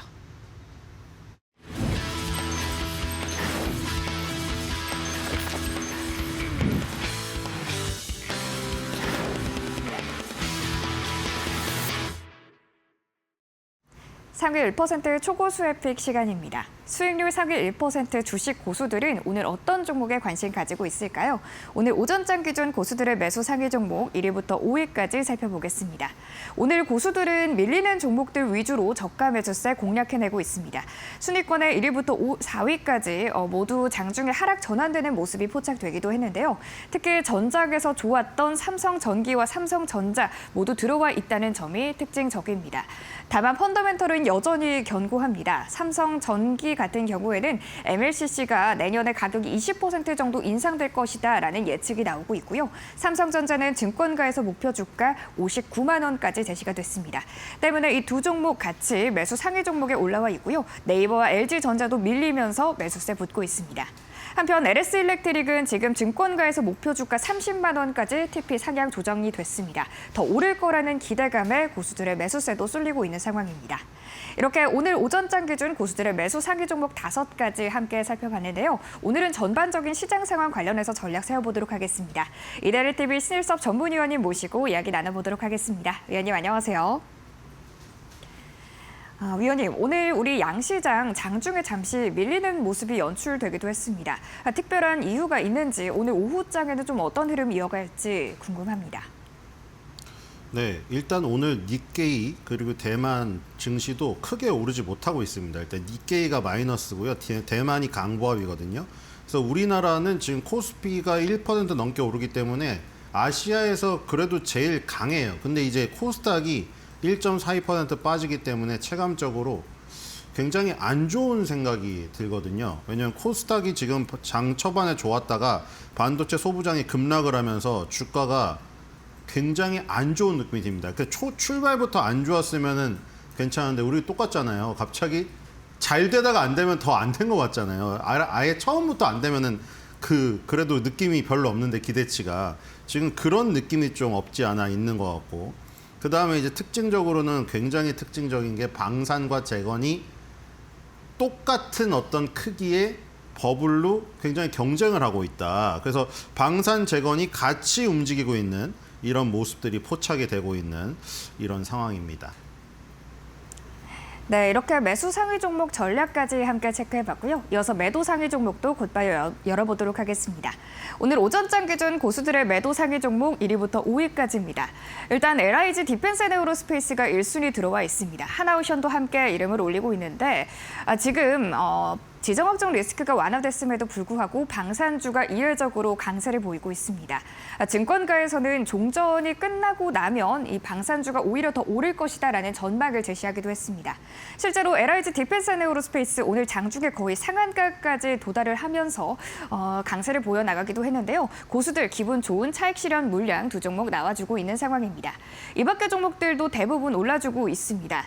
특히 미래에셋증권 같은 경우에는 이 스페이스X 상장 이후에 새로운 물량이 출회되다가 스페이스X가 올라주면서 함께 수혜를 받아나가고 있고요. 지금 건설주들도 전반적으로 좋습니다. 현대건설도 2%가량 올라주고 있는데 잠시 후에 관련해서 전략 세워보도록 하겠습니다. 이렇게 오늘 오전장 기준 고수들의 매도 상위 종목 5가지 함께 살펴봤는데요. 위원님, 오늘 고수들의 매도 상위 종목 어떻게 보시나요? 네, 일단 뭐 지금 방산이랑 재건이 같이 움직이는 이 지금 상황에서 우리나라도 지금 저렇게 되는 게 아닌가 싶습니다. 이 미국에 보시면은 로키드 마틴이라던가 L3 헬스라던가 이런 종목들은 이제 미국이 국방비가 2000조 시대를 열잖아요. 그래서 꾸준히 국방비를 늘려감에 따라서 그냥 계단식으로 꾸준히 장기적으로 상승하는 실적주입니다. 그런 단순 테마주가 아니고요. 그래서 LIG 디펜스 에어로스페이스 이런 종목들도 실적주로 변신하고 있는 게 아닌가 이런 생각이 들고요. 왜냐하면 우리나라가 단순 테마 방산주도 아직 있거든요. 예를 들어 스페코나 빅텍이 대표적인 종목이에요. 여러분들 보시면은 위아래 꼬리가 엄청 달려 있고 지금도 밑으로 쳐져 있죠. 이거는 빅텍이고 이건 스페코예요. 자, 지금 여러분들이 보시는 방산주랑은 전혀 다르죠, 느낌이. 자, 이게 로키드 마틴이고요. 이게 L3 해리스입니다. 그냥 꾸준히 상승하잖아요. 국방비의 증강에 따라서. 근데 지금 이 스페코나 빅텍은 언제 오르고 내리냐면은 김여정하고 친하게 지낸다. 그 소식 나오면 김여정하고 친하게 지낸다. 그 소식 나오면 떨어지고 김여정이 뭐를 폭발시켰다. 그러면 올라요. 그러니까 단순 테마주죠. 그리고 위아래 꼬리가 엄청 달려 있잖아요. 변동성이 너무 심하고. 그리고 장기적으로는 지금 2021년도부터 계속 하락을 하고 있잖아요. 장기적인 차트 보면은 계속 이래 위아래 꼬리가 엄청나게 달려 있죠. 근데 LIG 디펜스 앤 에어로스페이스, 한화 에어로스페이스, 현대로템, 그다음에 풍산 이런 것들은 어때요? 변했죠. 지금 비츠로셀 이런 것들. 완전히 위아래 꼬리가 그렇게 많이 안 달려 있고 주기적으로 상승하는 지금 분위기로 지금 가고 있습니다. 자, 그중에서 이제 비츠로셀 같은 거는 가장 뜨겁잖아요. 1차 전지, 전장에서 쓰이는 1차 전지. 가장 뜨겁고 그다음에 LIG 디펜스 앤 에어로스페이스 과열권에 있죠. 한화 에어로스페이스 과열권에서 빠져나와서 20개월선이 지지받고 있죠. 자, 그다음에 현대로템 이것도 과열권에서 빠져나와서 20개월선이 지지받고 있죠. 그다음에 나머지 이 지금 i3 시스템은 20개월선 하회했습니다. 여러분들은 가장 뜨거운 거, 그다음에 가장 약한 거 빼고 중간에 한화 에어로스페이스나 한화 시스템 공략하는 것이 좋다 이런 생각이 듭니다. 네, 이제는 방산주가 테마성에서 벗어났고 그 안에서도 좀 선별적인 전략이 필요하다라고 이야기 남겨주셨습니다. 오늘 이 재건주 관련해서도 하나 더 여쭤보고 싶은데요. 오늘 재건주들 상당히 뜨겁습니다. 두 자릿수 급등세 기록하는 종목들도 많은데 현대건설은 크게 시세를 못 내고 있어요. 이유가 뭔지 좀 궁금합니다. 네, 일단 건설주는 너무 과열권이 많아요. 지금 대우건설은 과열권 74.95 너무 높죠. 이 기간 조정하고 가격 조정이 나왔습니다만 그동안 올라간 폭이 너무 가팔라가지고 조금 더 조정이 와야 매수 사정권에 들어올 것 같습니다. 자, 그리고 GS건설은 일단 밖으로 빠져나와가지고 매수 사정권 안에 들어왔는데 문제는 연봉으로 보면은 20년 선의 저항이 있는 거죠. 2014년도부터 뚫지 못한 저항선에 있기 때문에 가봐야 5만 원이죠. 뭐 물론 여기서 5만 원도 크지만 그 위에 큰 저항이 있다는 거 그거를 머릿속에 둬야 되고 현대건설은 과열권에서 빠져나와서 살짝 70점 살짝 넘은 과열권인데 일단 기간 조정 가격 조정 어느 정도 나왔습니다. 5개월 정도. 그리고 이건 연봉으로 봤더니 20년 선이 위에 없네요. 발 밑에 있네요. 그렇죠? GS건설보다 낮죠. 그런데 지금 개별 이슈가 있죠. 싱가포르에서 뇌물 스캔들 큰 거 터져버렸습니다. 그렇죠? 다들 뉴스를 접하셨죠, 지금. 싱가포르 검찰청으로부터 6명 기소당했어요, 지금 뇌물 받았다고. 그리고 대선 과정에서 엄청난 저기 지선 과정에서 엄청난 이슈됐던 거 있죠. GTX에서 철근 빼먹은 거. 그것 때문에 현대건설이 지금 벌점 받았거든요. 그래서 그런 어떤 이슈 때문에 조금 눌리는 감이 있지만 어쨌든 현대건설은 그런 이슈가 있더라도 그것 때문에 조정을 했는데 지금 좋은 매수 사정권에 들어오고 있어요. 그래서 향후에 SMR이라든가 대형 원전 아니면 중동 재건 관련해서 중동에 주로 타격받은 게 지금 정유시설, 화학시설 이런 것들이거든요. 이쪽에 레퍼런스가 있는 게 현대건설이기 때문에 국내의 악재, 그다음에 싱가포르 뇌물 스캔들에도 불구하고 매수 사정권에 들어오고 있다. 이렇게 판단이 됩니다. 그래서 슬슬 현대건설은 중기적으로 잡고 3개월, 6개월 바라보고 매수를 해도 되지 않을까 이런 생각이 듭니다. 네, 이어서 현재 상황 살펴보겠습니다. 우리 시장 현재 좀 큰 변동성 장세를 보이고 있는데요. 간밤 미 3대 지수가 모두 상승 마감하고 이 트럼프 대통령이 전자서명을 했다라는 소식이 전해지면서 프리마켓에는 대부분의 좀 많은 종목들이 급등하는 흐름을 보였습니다. 하지만 현재는 코스피가 1%대 상승, 코스닥도 1%대 하락하고 있는 모양인데요. 버블맵 통해서 구체적으로 업종별 흐름도 보겠습니다. 숫자 자체는 등락률을 의미하고요. 버블의 크기는 시장의 관심도를 의미하고 있습니다. 반도체가 1.3% 상승하고 금융이 1.5% 빨간불입니다. 금융 내에서 오늘은 좀 지주사가 주목을 받으면서 SK와 KB금융지주가 현재 좀 강세를 보이고 있고요. 운송물류가 0.6% 하락합니다. 어제 국제유가가 좀 크게 떨어지면서 유가를 활용하는 이 운송과 운항 쪽 항공 관련 종목들이 크게 올랐는데요. 오늘 대한항공과 아시아나가 차익 실현 매물 나오면서 다시 하락으로 전환을 한 상태입니다. 외 전기전자가 0.7% 상승, 또 작은 버블로 좀 포착이 되고 있지만 건설과 금속이 각각 6.2%, 6.5% 크게 오르고 있습니다. 금속 내에서는 K무기 수출 기대감 받아가면서 LIG 디펜서앤에어로스페이스가 장중에 상한가 근처까지 가기도 했고요. 고려아연이 최근 분식회계 중징계 소식으로 좀 크게 빠졌었는데 오늘은 3%대 상승 보이고 있습니다. 또 역시 건설주 안에서는 종전 소식에 재건 기대감 받아가면서 건설주 전반으로 오늘 튀어오릅니다. 그렇다면 첫 번째 버블 섹터로 오늘 방산 관련해서 만나보겠습니다. 이 중동 전쟁 이슈가 좀 불거지면서 가장 수혜를 받은 업종이 바로 방산주인 것 같은데요. 이 종전을 하게 되면 상승 재료가 소멸되면서 주가 하락을 면치 못할 거다 이런 분석도 있었지만 증권사에서는 오히려 이 방산주의 전망을 굉장히 긍정적으로 바라보고 있습니다. 이번 기회에 K무기의 저력을 좀 증명을 했고 전쟁이 종료가 되면 본격적으로 좀 수출과 계약이 붙을 것이다 이런 분석이 이어지고 있는데요. 현재는 현대 로템과 하나 에어로스페이스까지 좀 전반적으로 오르고 있습니다. 위원님, 아무래도 이 상승 재료가 좀 소멸해서 하락 면치 못할 거다 이런 좀 직관적인 해석은 아무래도 빗나간 것처럼 좀 보이고 있습니다. 종전 이후에 K방산 앞으로의 전망은 좀 어떻게 보실까요? 네, 방산주가 조정을 충분히 받아서 그런 거예요, 지금 뭐 반도체주는 일단 과열권에 다 접어들었으니까 이제 또 왜 반도체가 하락을 할까 여러 가지 핑계를 갖다 붙이겠죠. 자, 방산주가 이제 오르니까 여러 가지 또 핑계를 갖다 붙일 수밖에 없죠. 왜 오르는 걸 찾아야 되니까. 그래가지고 재건주랑 반대로 움직일 줄 알았는데 방산주가 가니까 우리나라 방산이 이제 추가적인 계약이 나오거나 이 지금 종전 이후에도 그 평가를 제대로 받겠다 뭐 이런 뭐 분위기다 뭐 이런 얘기를 붙이는데 조정을 받았기 때문이죠. LIG 디펜스 앤 에어로스페이스 오늘 아침까지만 해도 월봉, 주봉, 일봉에서 모두 과열권에서 빠져나온 상태였거든요. 지금 월봉에서 다시 과열권에 진입했죠. 지금 월봉, 주봉, 일봉에서 전부 과열권에서 벗어난 상태에다가 지지 라인이 있었잖아요. 여기 보면은 주봉에서 20주선에 딱 있네요. 그렇죠? 이럴 때가 맥점 아닙니까? 여기서 매수하신 분들 지금 80만 원 전 70만 원 초반대에서 매수하신 분들 벌써 주당 30만 원 그 수익 보셨어요. 지금 나머지도 마찬가지거든요. 아까 스페코랑 빅텍 다시 보시겠어요?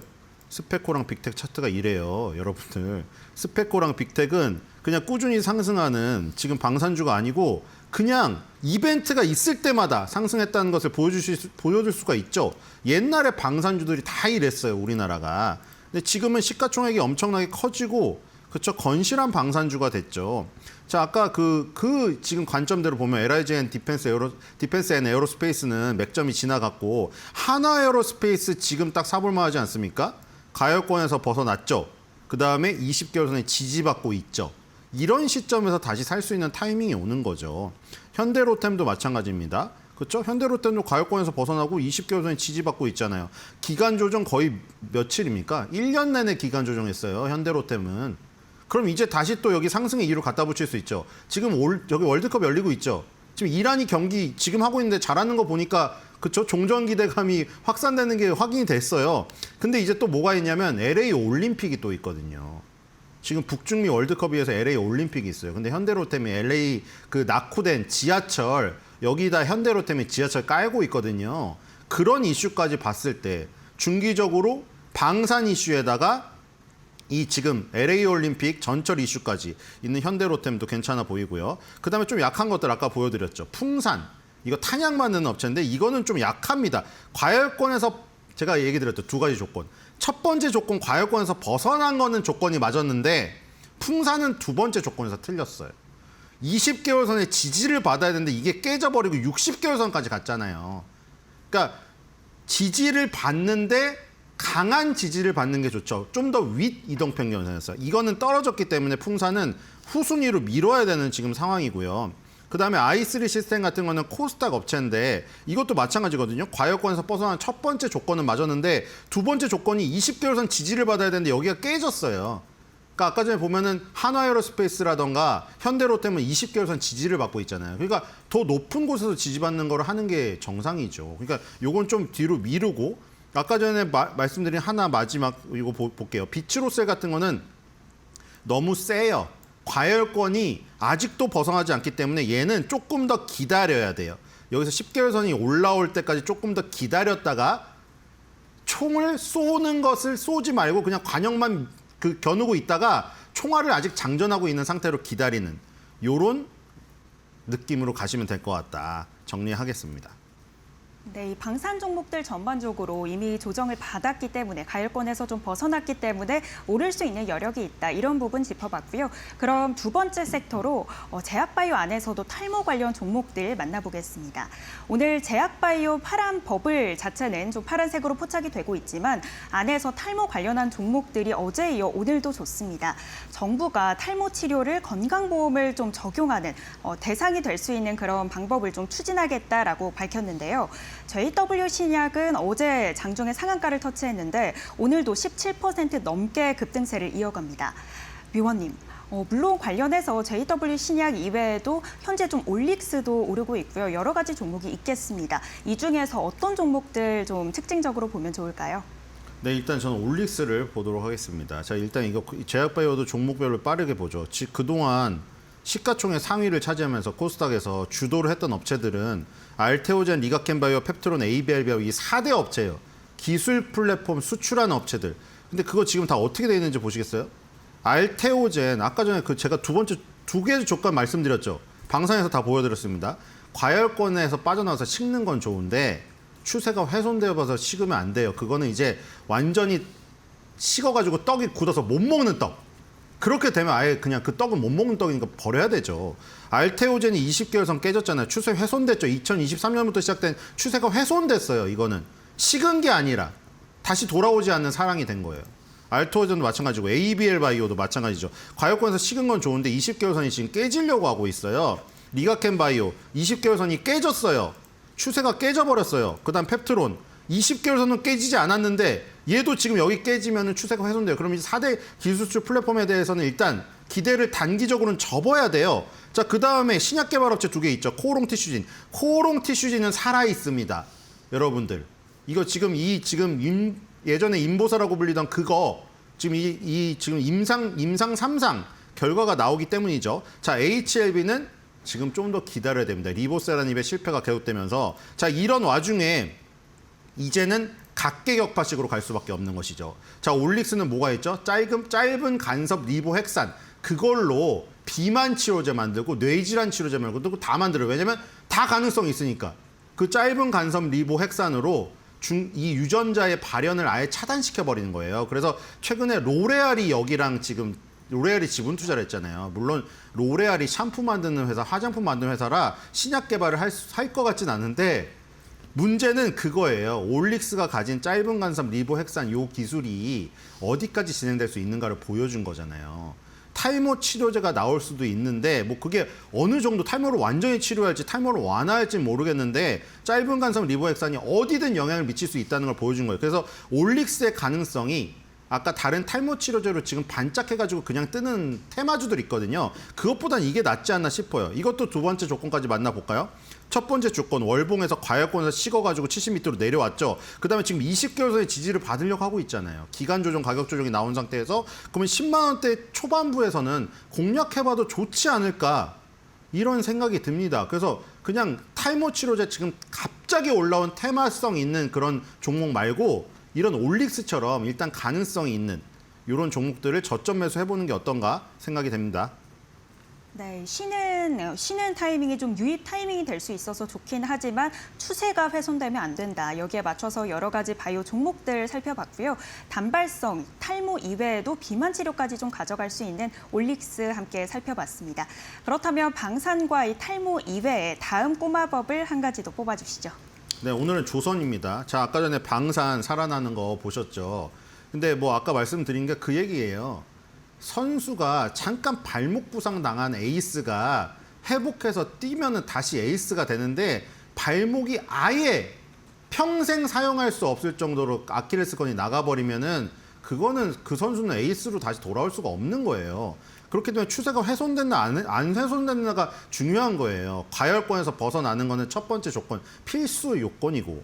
자, 이번에 지금 조선을 보면은 조선도 마찬가지거든요. 하나오션 차트 보고 있는데 이거 보여드렸죠. 2007년과 2011년 고점에서 이제 못 뚫고 15만 원을 못 뚫고 5개월 동안 행보하면서 기간 조정이 있었죠. 밑으로 가격 조정도 빠지면서 과열권도 벗어났습니다. 그쵸? 괜찮죠? 그 다음에 나머지도 다 똑같거든요. 하나만 보죠. 삼성중공업 보겠습니다. 삼성중공업도 마찬가지잖아요. 과열권에서 벗어나서 지금 64대로 내려왔고 기간 조정, 가격 조정을 지금 작년 말부터 했어요. 여러분들.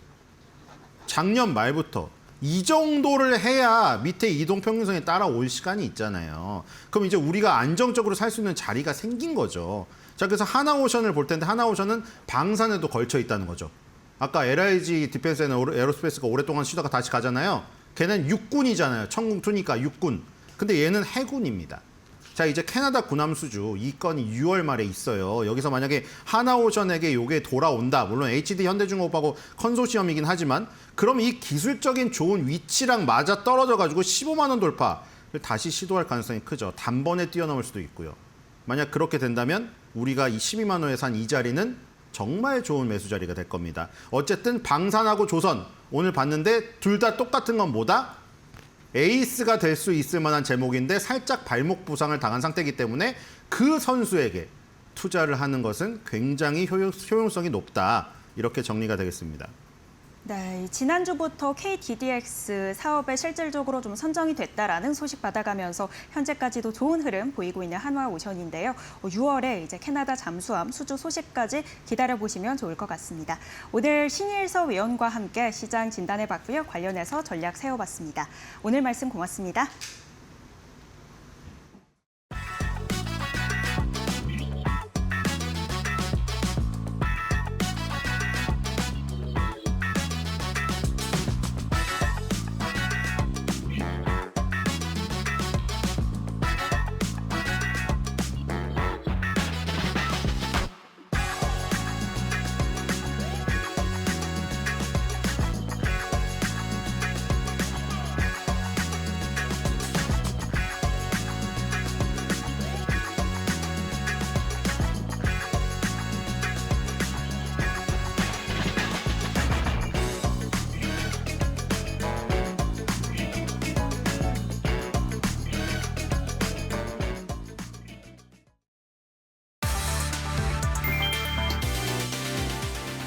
뉴욕 증시가 미국과 이란의 평화 합의 기대감에 일제히 급등했다.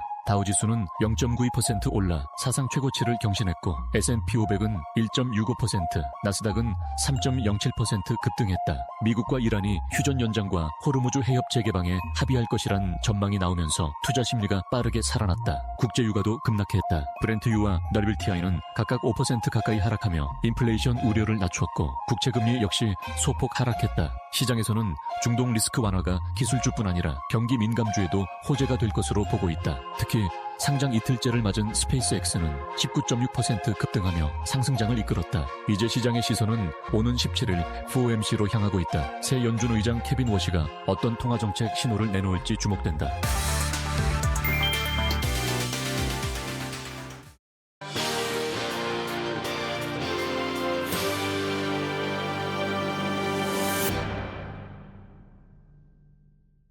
네, 오늘은 마치 이제 재건주와 방산주가 좀 하모니를 이루고 있는 상황이고요. 전쟁이 끝나도 변동성은 남는다. 이렇게 시장이 좀 인지하고 있는 듯한 느낌 듭니다. 자, 오늘 김재승 현대차증권 연구원 모셨거든요. 이 시장을 어떻게 잘 풀어서 수익률을 업시킬지 알아보도록 하겠습니다.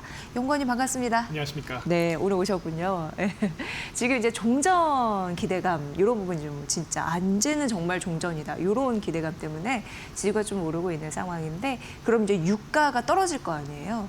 근데 유가의 수준도 우리가 좀 계산을 해봐야 될 것 같습니다. 어떻게 보십니까? 사실 뭐 유가가 네. 안정화되는 것은 사실이겠죠. 하지만 그럼에도 불구하고 유가가 뭐 과거처럼 60불대 초반 이렇게까지는 가기에는 쉽지 않을 것 그러니까 같습니다. 전쟁이 일어나기 전 맞습니다. 수준은 2월 달까지만 아니다. 해도 예. 6월 뭐 60달러 선이었는데 지금 80달러 선을 상회하고 있잖아요. 그러면 얼마까지 떨어질 수 있을까? 사실 뭐 다양한 의견이 있는 것 같은데 연말까지 봤을 때 한 70불대 중반까지만 내려갈 수 있지 않을까라고 전망은 하고 있습니다. 그것이 네. 왜 그럴까를 봤을 때 결국에는 공급망 자체가 조금 훼손되었다는 거죠. 생산 시설도 타격을 받았고 그 과정에서 유조선들이 마음 놓고 지나가기는 아직도 길을 재거나 아니면 그런 물동량들이 회복되는데 시간이 걸린다라는 거죠. 그리고 당연히 많은 나라들이 지금 뭐 소위 말하는 원유 재고를 많이 소진했잖아요. 그런 부분에 있어서 또 많은 다시 채워놔야 된다는 점에서 당장 과거같이 이제 유가가 하락하는 그런 모습은 좀 보이기 쉽지 않지 않을까라고 보고 있습니다.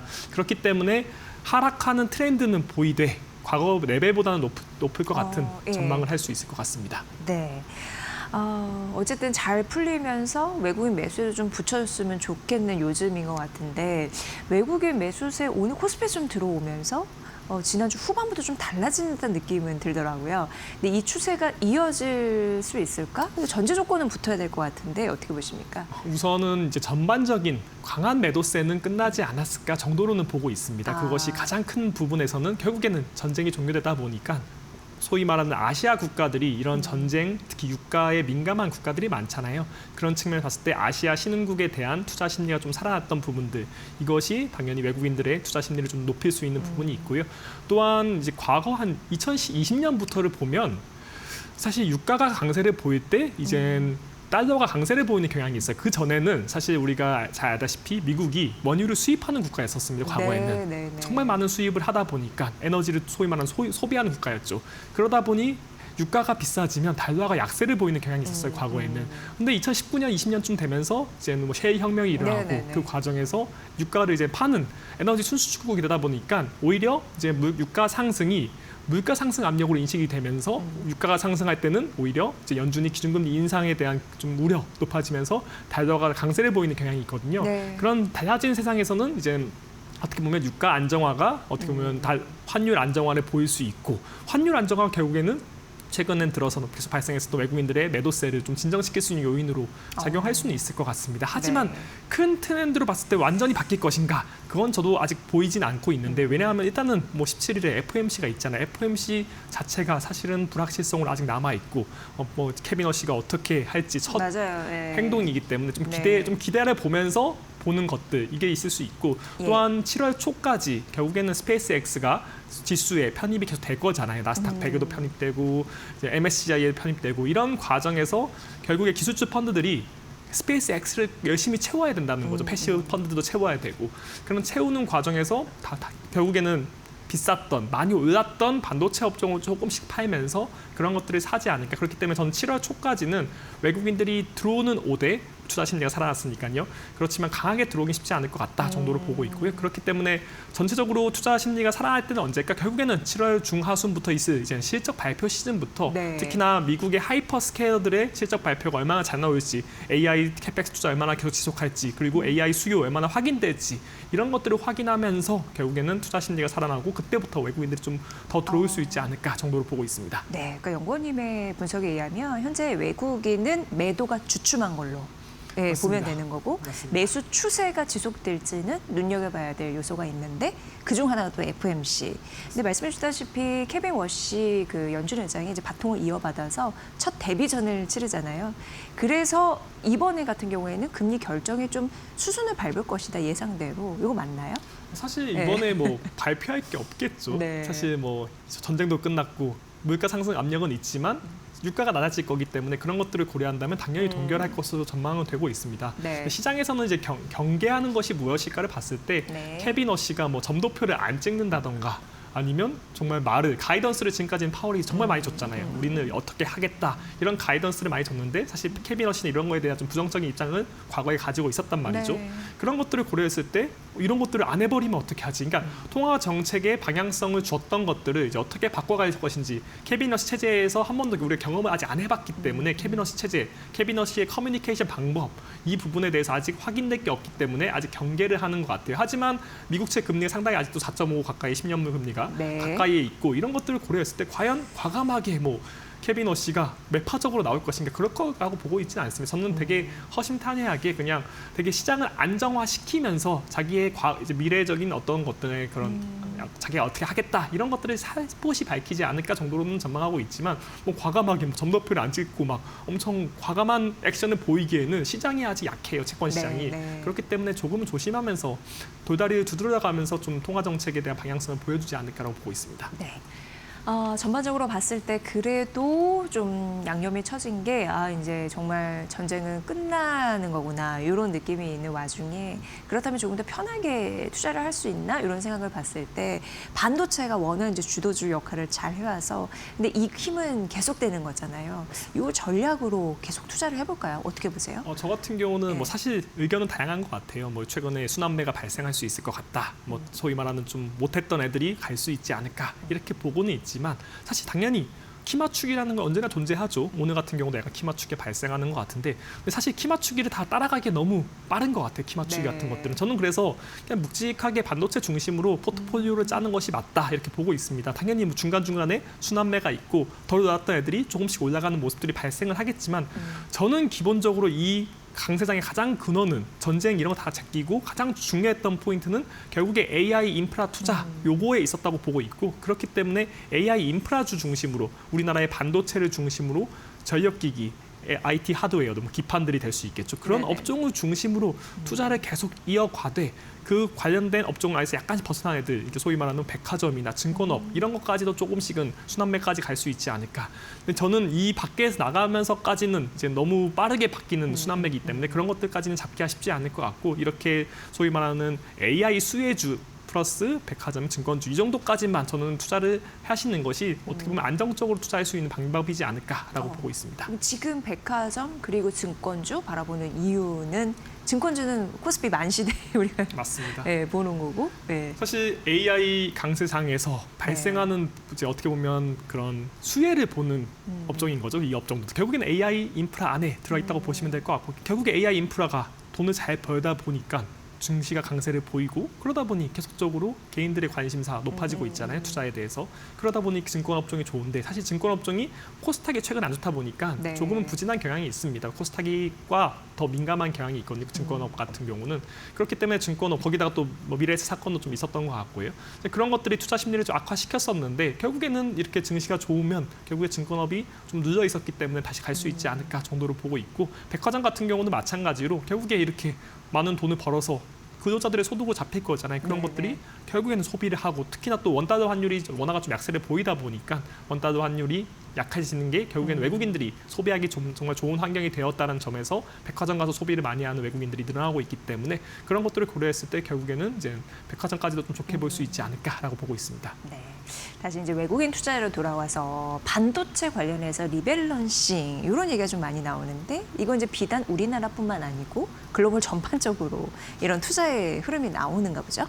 맞습니다. 예. 아까 처음에 말씀드렸던 것처럼 스페이스 X 상장 이런 것도 있었고 또한 우리가 3월 달부터 전쟁의 이슈가 있다 보니까 아시아 국가들에 대한 좀 투자 심리 악화 외국인들의 그런 것들이 있다 보니까 한국 증시가 워낙 강세를 보였으니까 외국인이 많이 팔았죠. 거기에 더해서 사실 자세히 보시면 TSMC도 외국인 상당히 많이 팔았습니다. 그러니까 네. 대만 증시가 외국인들의 플로우가 3월 이후에 거의 뚜렷하게 움직이고는 있습니다. 하지만 그걸 쪼개서 보면 TSMC는 계속 파는데 나머지 업종에 대해서는 좀 사고 있는 모습들이 있는 것 같아요. 네.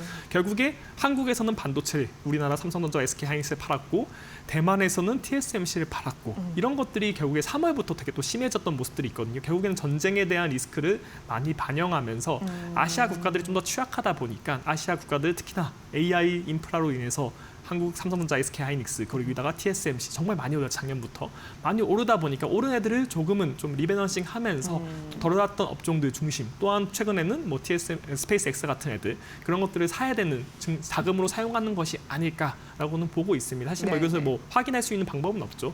근데 그런 것들이 근데 이제 외국인 자금 흐름에서 발생하는 것 같다. 그렇기 때문에 제가 말씀드리는 부분은 외국인들이 들어올 때는 또 어디로 먼저 들어올까 봤을 때 반도체를 제일 많이 팔아놓고 포지션을 많이 축소해 놨기 때문에 반도체 업종을 중심으로 다시 들어올 수 있을 것 같다고 보고 있고 그렇기 때문에 제가 앞서 말씀드렸던 것처럼 반도체 중심으로 포트폴리오를 좀 준비해 놓는 게 좋은 것이 다시 한번 베팅하는군요. 다시. 맞습니다. 물론 강하게 네, 네, 처음 네. 말씀드렸던 것처럼 강하게 들어올 만한 네. 환경은 아닐 수도 있겠지만 그래도 외국인이 들어온다면 결국에 한국에 반도체를 사러 들어오는 거거든요. 그렇기 때문에 반도체 업종에 대해서 먼저 비워놨고 특히나 삼성전자 같은 경우는 10년 평균 외국인 지분율을 봤을 때 사실 거의 하단에 있어요. 이제는 그렇기 때문에 상당히 많이 비워놓은 상황이다. 네. 라고 할 수 있을 것 같고 그렇기 때문에 외국인들이 사기 시작한다면 어디부터 살다라 본다면 많이 비워놓은 업종들 반도체 업종 중심으로 들어오지 않을까라고 보고 있습니다. 네. 개인 투자분들 요즘에 ETF 많이 하시잖아요. 그러면서 자금 쏠림도 그쪽으로 지금 진행이 되고 있는 상황인데 그러다 보니까 대형주가 더 강할 수밖에 없는 원인 제공을 하는 듯 하더라고요. 근데 이러한 추세는 더 이어질 가능성이 있다라고 보시는 듯합니다. 맞습니다. 네, 사실 우리가 수급이라는 게 세 가지밖에 네. 없잖아요. 개인, 외국인, 기관. 네. 근데 사실 기관이라는 곳은 뭐 들어올 만한 요소가 없는 것 같아요. 이제는 왜냐하면 잘 아시는 것처럼 뭐 연기금, 지금 국민연금 같은 경우는 국민의 주식 비중이 상단을 넘었습니다. 그렇기 때문에 매도를 하긴 했지 매수를 하기에는 쉽지 않은 환경이다. 그렇기 때문에 결국에는 손바뀜이 외국인들이 팔고 개인이 샀던 올해 YTD 기준으로 올해 한 해 동안 이제 외국인은 120조 넘게 팔았거든요. 그것을 다 받쳐준 게 결국엔 개인이 사는 ETF 이 두 가지라고 보시면 될 것 같아요. 그렇기 때문에 이 ETF를 중심으로 개인들이 투자를 하고 있는 과거에는 코스닥도 사고 종목을 많이 했다고 본다면 이제는 ETF 중심으로 투자를 많이 하는 경향들이 발생하고 있다는 점에서 첫 번째로 나타나는 현상이 ETF라는 것은 바스켓이잖아요. 시가총액 기준으로 많이 삽니다. 물론 시가총액 아닌 테마도 있지만 시가총액 중심으로 사다 보니까 당연히 대형주 중심으로 투자가 되기가 쉽다. 물론 우리가 뭐 코스닥 액티브 펀드 같은 것들이 있긴 하지만요. 네. 그렇기 때문에 기본적으로는 대형주 중심으로 투자가 될 수밖에 없다라고 보고 있고 개인들이 투자를 많이 하는 시대에 특히 ETF로 투자를 많이 하는데 거기에 네. 특징 중 하나가 레버리지 ETF를 상당히 많이 하고 있습니다. 그렇기 때문에 레버리지 ETF를 많이 하고 있다는 점에서 사실 이런 변동성도 더 키우는 것이 아닌가라고 보고 있습니다. 그렇기 때문에 외국인 수급이 비어있는 상황에서 이런 개인들의 ETF, 특히 레버리지 ETF 중심 투자가 결국에는 대형주 중심 강세장 또한 그런 변동성을 많이 만드는 강세장을 만드는 것 같다라고 보시면 될 것 같습니다. 네. 이제 좀 잠잠해지면 정부 정책 관련주 이런 부분들 다시 한번 고개를 들 가능성이 있는데 게다가 이제 코스닥 이런 정책, 그 펀드 이런 부분에서도 움직이는 또 부분이 있었잖아요. 코스닥 투자 전략을 어떻게 가져가면 좋을까요? 그러면? 사실 코스닥이 정말 네. 어려운 것 같아요. 특히나 네. 코스닥이 첫 번째로 어떻게 보냐면 수급이 가장 중요합니다. 코스닥은 수급이 중요한데 아까 말씀드렸던 것처럼 개인들이 ETF, 특히나 레버리지 ETF를 많이 하다 보니까 거래 대금이 코스닥에서 많이 줄었어요. 그런 것들이 결국에는 코스닥에 대한 관심도가 개인들이 빠져나가다 보니까 코스닥은 좀 힘이 못 받는 부분들이 있는 것 같다. 결국에 그래서 새로운 수급이 들어올 수 있을까? 개인들은 한동안은 좀 코스닥은 좀 안 보지 않을까로 본다는 측면에서 코스닥이 갈 만한 요소가 사실 아주 크진 않다. 그렇기 때문에 종목 단으로 잘 접근하시는 게 중요할 것 같다라고 보고 있고 두 번째로 봤을 때 이제 코스닥은 바이오가 좋아야 됩니다. 결국에는 맞아요. 바이오의 비중이 바이오. 상당히 크기 네. 때문에 바이오가 좋아야 되는데 바이오가 좋기에는 뭐 그냥 그 글로벌 기준금리 인하 기조나 이런 것들이 좀 발생해야 되는데 그러기엔 좀 쉽지 않은 환경들 네, 그런 네, 것들이 네. 발생하고 그렇기 때문에 2차 전지나 특히 반도체 소부장 쪽으로 좀 접근하셔야 되지 않을까 정도로만 말씀드릴 수 있을 것 같고 반도체 소부장 요즘에 많이 좀 변하긴 하더라고요. 그런 네, 것들이 네. 결국에는 반도체 소부장이 왜 좋냐를 봤을 때 결국에 AI 인프라에서 네, 네, 네.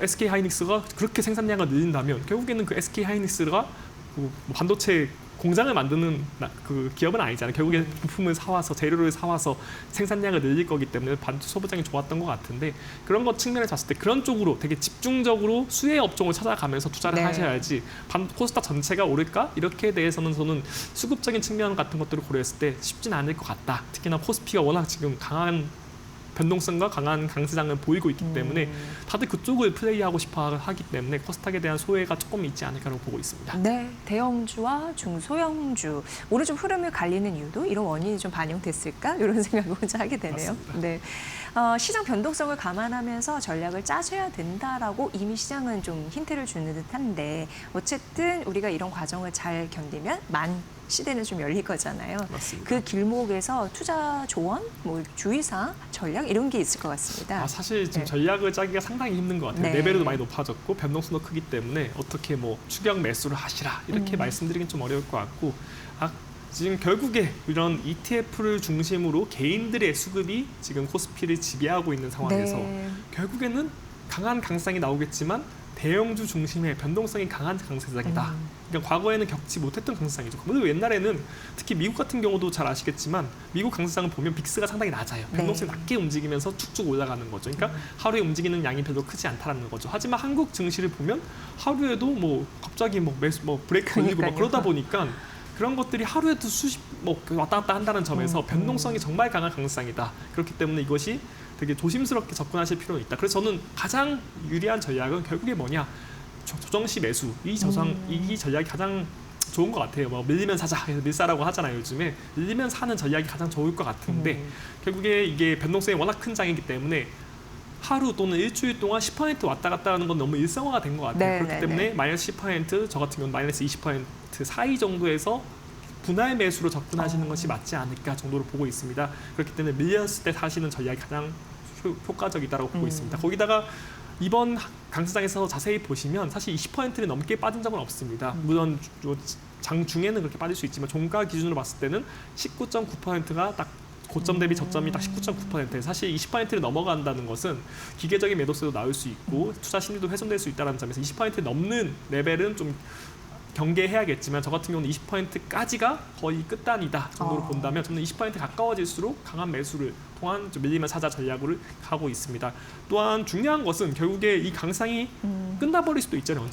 언젠가 끝날 것인데 그럼 결국에는 반도체 사이클을 계속 보셔야 돼요. 결국에 네. 이것이 뭐 수급으로만 계속 갈 수 있는 게 아닌 게 결국에 펀더멘탈을 중심으로 한 강상이라는 점에서 이 펀더멘탈이 훼손될 것인지 아닐 것인지 이런 것들에 집중하시면서 보셔야 되는데 결국에는 지금 반도체 중심의 이익 증가가 계속되고 있다는 점에서 오히려 한국 증시의 실적 발표도 중요하지만 계속적으로 보셔야 되는 것이 2분기 실적 발표도 중요한 것이 네. 하이퍼스케일러들이 어떻게 투자를 할 것인가, 하이퍼스케일러들이 AI 수요에 대해서 확인이 되고 있을까? 왜냐하면 걔네들은 AI 수요를 확인하면서 결국에 캐펙스 투자를 계속 할 거니까요. 그런 것들을 계속 확인하시면서 만약에 거기서 워닝 시그널이 한다면 조금은 경계해야 될 것 같다라고 보고 있지만 저희 하우스 같은 경우는 2027년까지는 이익 증가가 꾸준하게 반도체는 발생할 수 있다고 보고 있기 때문에 이 이익 증가를 중심으로 한 강상은 올해 하반기까지는 꾸준하게 나타날 수 있을 것 같다. 그렇기 때문에 올해 하반기까지는 변동성은 심하겠지만 강상을 즐기셔야 된다라고 말씀드릴 수 있을 것 같습니다. 네.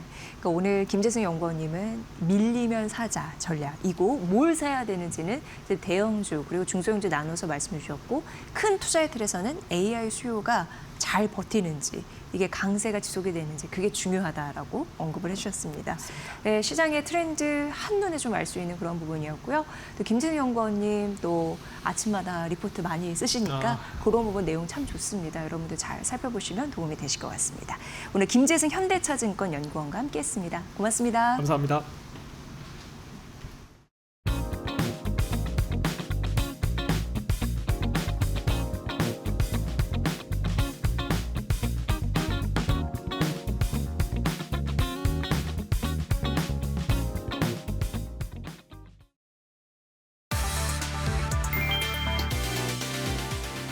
엔비디아가 5년 만에 대규모 회사차의 발행에 나섰다. 규모는 약 200억 달러, 우리 돈 30조 원 수준으로 알려졌다. AI 반도체 시장의 절대 강자도 투자 자금 확보에 본격적으로 나선 셈이다. 엔비디아는 미국 증권거래위원회에 투자 등급 회사채 발행 계획을 공시했다. 현재 보유한 부채 규모는 크지 않지만 AI 인프라 투자 경쟁이 갈수록 치열해지면서 선제적인 자금 조달에 나선 것으로 풀이됐다. 주목할 점은 시장 반응이다. 대규모 차입 계획에도 엔비디아 주가는 이날 3.5% 넘게 급등하며 사상 최고가 수준을 이어갔다. 투자자들은 이를 재무 부담보다 성장 투자 신호로 받아들였다. 메타와 알파벳, 아마존, 슈퍼마이크로 컴퓨터까지 AI 기업들은 최근 수백억 달러 규모의 회사채와 전환사채 발행에 나섰다. AI 패권 경쟁이 이제는 기술전이 아니라 자금전으로 확산됐다는 분석이 나왔다.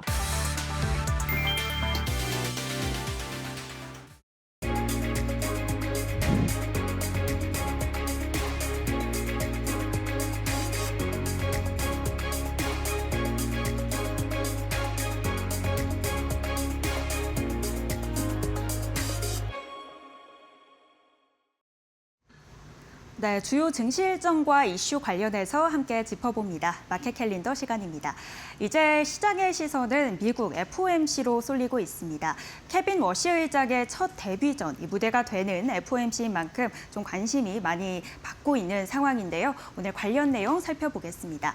현지 시간 16일에서 17일자로 이 미국의 FOMC가 열립니다. 우리 시간으로 18일 새벽 3시경에 점도표와 금리 결정이 날 예정이고요.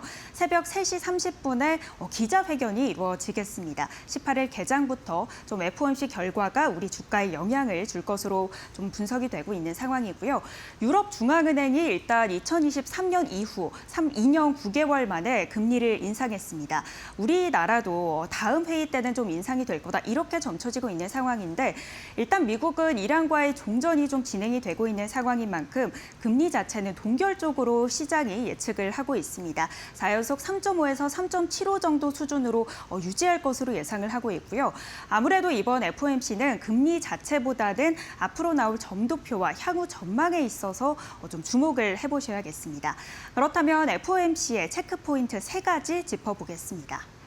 일단 먼저 FOMC 성명서에 들어가 있는 이 금리 인하 가능성을 암시하는 표현이 삭제될 수 있을지 시선이 쏠리고 있는데요. 문제가 되고 있는 표현은 바로 추가 조정이라는 표현입니다. 12월 세 번째 금리 인하를 단행했을 때부터 작년에 계속해서 쓰였던 표현인데, 아무래도 이 금리 인하를 좀 암시를 하고 있고 완화적 편향을 띈다라면서 지적을 받았습니다. 실제 지난 4월 FOMC 때 12명의 위원 가운데 3명의 위원이 이 표현을 삭제할 것을 제기를 했습니다. 두 번째 체크포인트는 경제 전망 요약과 점도표인데요. 앞으로 이번에 FOMC 이외에 향후 올해 전망이 좀 금리가 어떻게 이루어질 수 있을까를 예측할 수 있는 지표가 되겠습니다. 점도표는 투표권이 있는 12명의 이사, 또 투표권이 없는 총재까지 전체 임원들이 향후 금리 인상에 대한 금리를 예측하는 것을 점으로 찍은 것을 의미를 하는데요. 3월에는 중간값이 3.4%로 나왔습니다. 한 차례 인하한 정도의 수준인데 현재 인플레이션이 다시 압박을 받고 있는 상황에서 이번에는 어떻게 나올지 좀 주목을 해보셔야겠고요. 세 번째 체크 포인트는 이번 이제 케빈 워시 의장이 좀 새롭게 참여를 하면서 포워드 가이던스가 축소될 수 있고 기자회견 횟수가 줄어들 수 있다. 앞으로의 운영 방식에 대해서도 관심이 쏠리고 있습니다. 케빈 워시 의장은 인플레이션 추이를 더 정확하게 파악할 수 있는 방안을 도입할 거다, 이렇게 밝혔고요. 기자회견도 사실 매 FOMC마다는 필요 없다고 밝혔습니다. 그 이전인 연 4회 정도로 축소가 될 수 있을지도 주목이 쏠리고 있습니다. 그럼 이후에 증권사별로 어떻게 좀 분석을 하고 있는지 보겠습니다. 네, 우선 NH투자증권과 유안타증권, 대신증권 모두 이번 FOMC 소화 이후에도 계속해서 상승 추세를 가져갈 거다, 이렇게 보고 있는데요. NH투자증권이 일단 인플레이션 우려로 다시 한번 매파적 반응 가능성이 있지만 극단적이진 않을 거고, 어쨌든 이 금리 인상을 배제하지 않는 식의 톤이 나올 경우 주가 추가 변동을 피할 수는 없을 것이다, 이렇게 보고 있는 상황입니다. 하지만 이 최근에 좀 조정을 받았던 상황을 보면 아무래도 반도체 위주로 좀 매수가 몰렸기 때문에 반도체 저점 매수 기회로 활용을 할 수 있다, 이렇게 좀 내다본 상황이고요. 유안타증권에서는 무리한 확산 베팅을 하기보다는 아무래도 수급 부담을 완화할 수 있는 반도체, 또 반도체 소부장이나 유통, 또 금융 쪽으로 많이 업종 중심으로 좀 대응이 필요하다라고 말했습니다. 이어서 대신증권에 대해서는 추가 동력은 값이 필요하기 때문에 이를 기점으로 좀 상승 추세를 재개해 나갈 것이다라고 본 상황인데요. 어떻게 좀 추세를 주목해서 이어나갈 수 있는지 함께 살펴보시면 좋을 것 같습니다. 네, 이어서 현재 변동성이 좀 큰 시장 상황을 보이고 있는데요. 현재 시장 상황도 짚어보시죠. 먼저 코스피가 다시 힘을 내서 올라와주고 있습니다. 1.59% 상승하면서 8,681포인트 선의 거래를 이어가고 있고요. 코스닥은 1.39% 하락하고 있습니다. 다음 장도 살펴보시죠. 네, 수급 상황으로는 코스피, 코스닥에 대해서 새 수급 주체 선택이 좀 엇갈리고 있는데요. 외국인이 코스피에서 3,385억 원대 순매수하고 있고요. 개인은 오히려 코스닥에서 4,786억 원대 순매수 이어가고 있습니다. 기관은 코스피에서는 2,000억 원대 사들이고 있고요. 코스닥에서는 비슷한 수치로 현재 팔아내고 있는 상황입니다. 네, 그렇다면 이어서 환율도 살펴보겠습니다. 1,517원까지 높여 잡았었는데 현재는 좀 떨어지면서 1,512원까지 떨어진 상황입니다. 지금까지 마켓 캘린더 전해드렸습니다. 네, 사실 이제 전반적으로 위기일 때 본질에 집중하자라는 전략이 통하는 것 같습니다. 밀리면 사야 된다라는 전략 잘 보시고요. 특히 AI 수요 확산 그리고 실적 데이터 중요하니까 그 부분 저희가 잘 챙겨드리겠습니다. 저희는 내일 오전 10시에 뵙겠습니다. 함께해 주신 여러분 고맙습니다.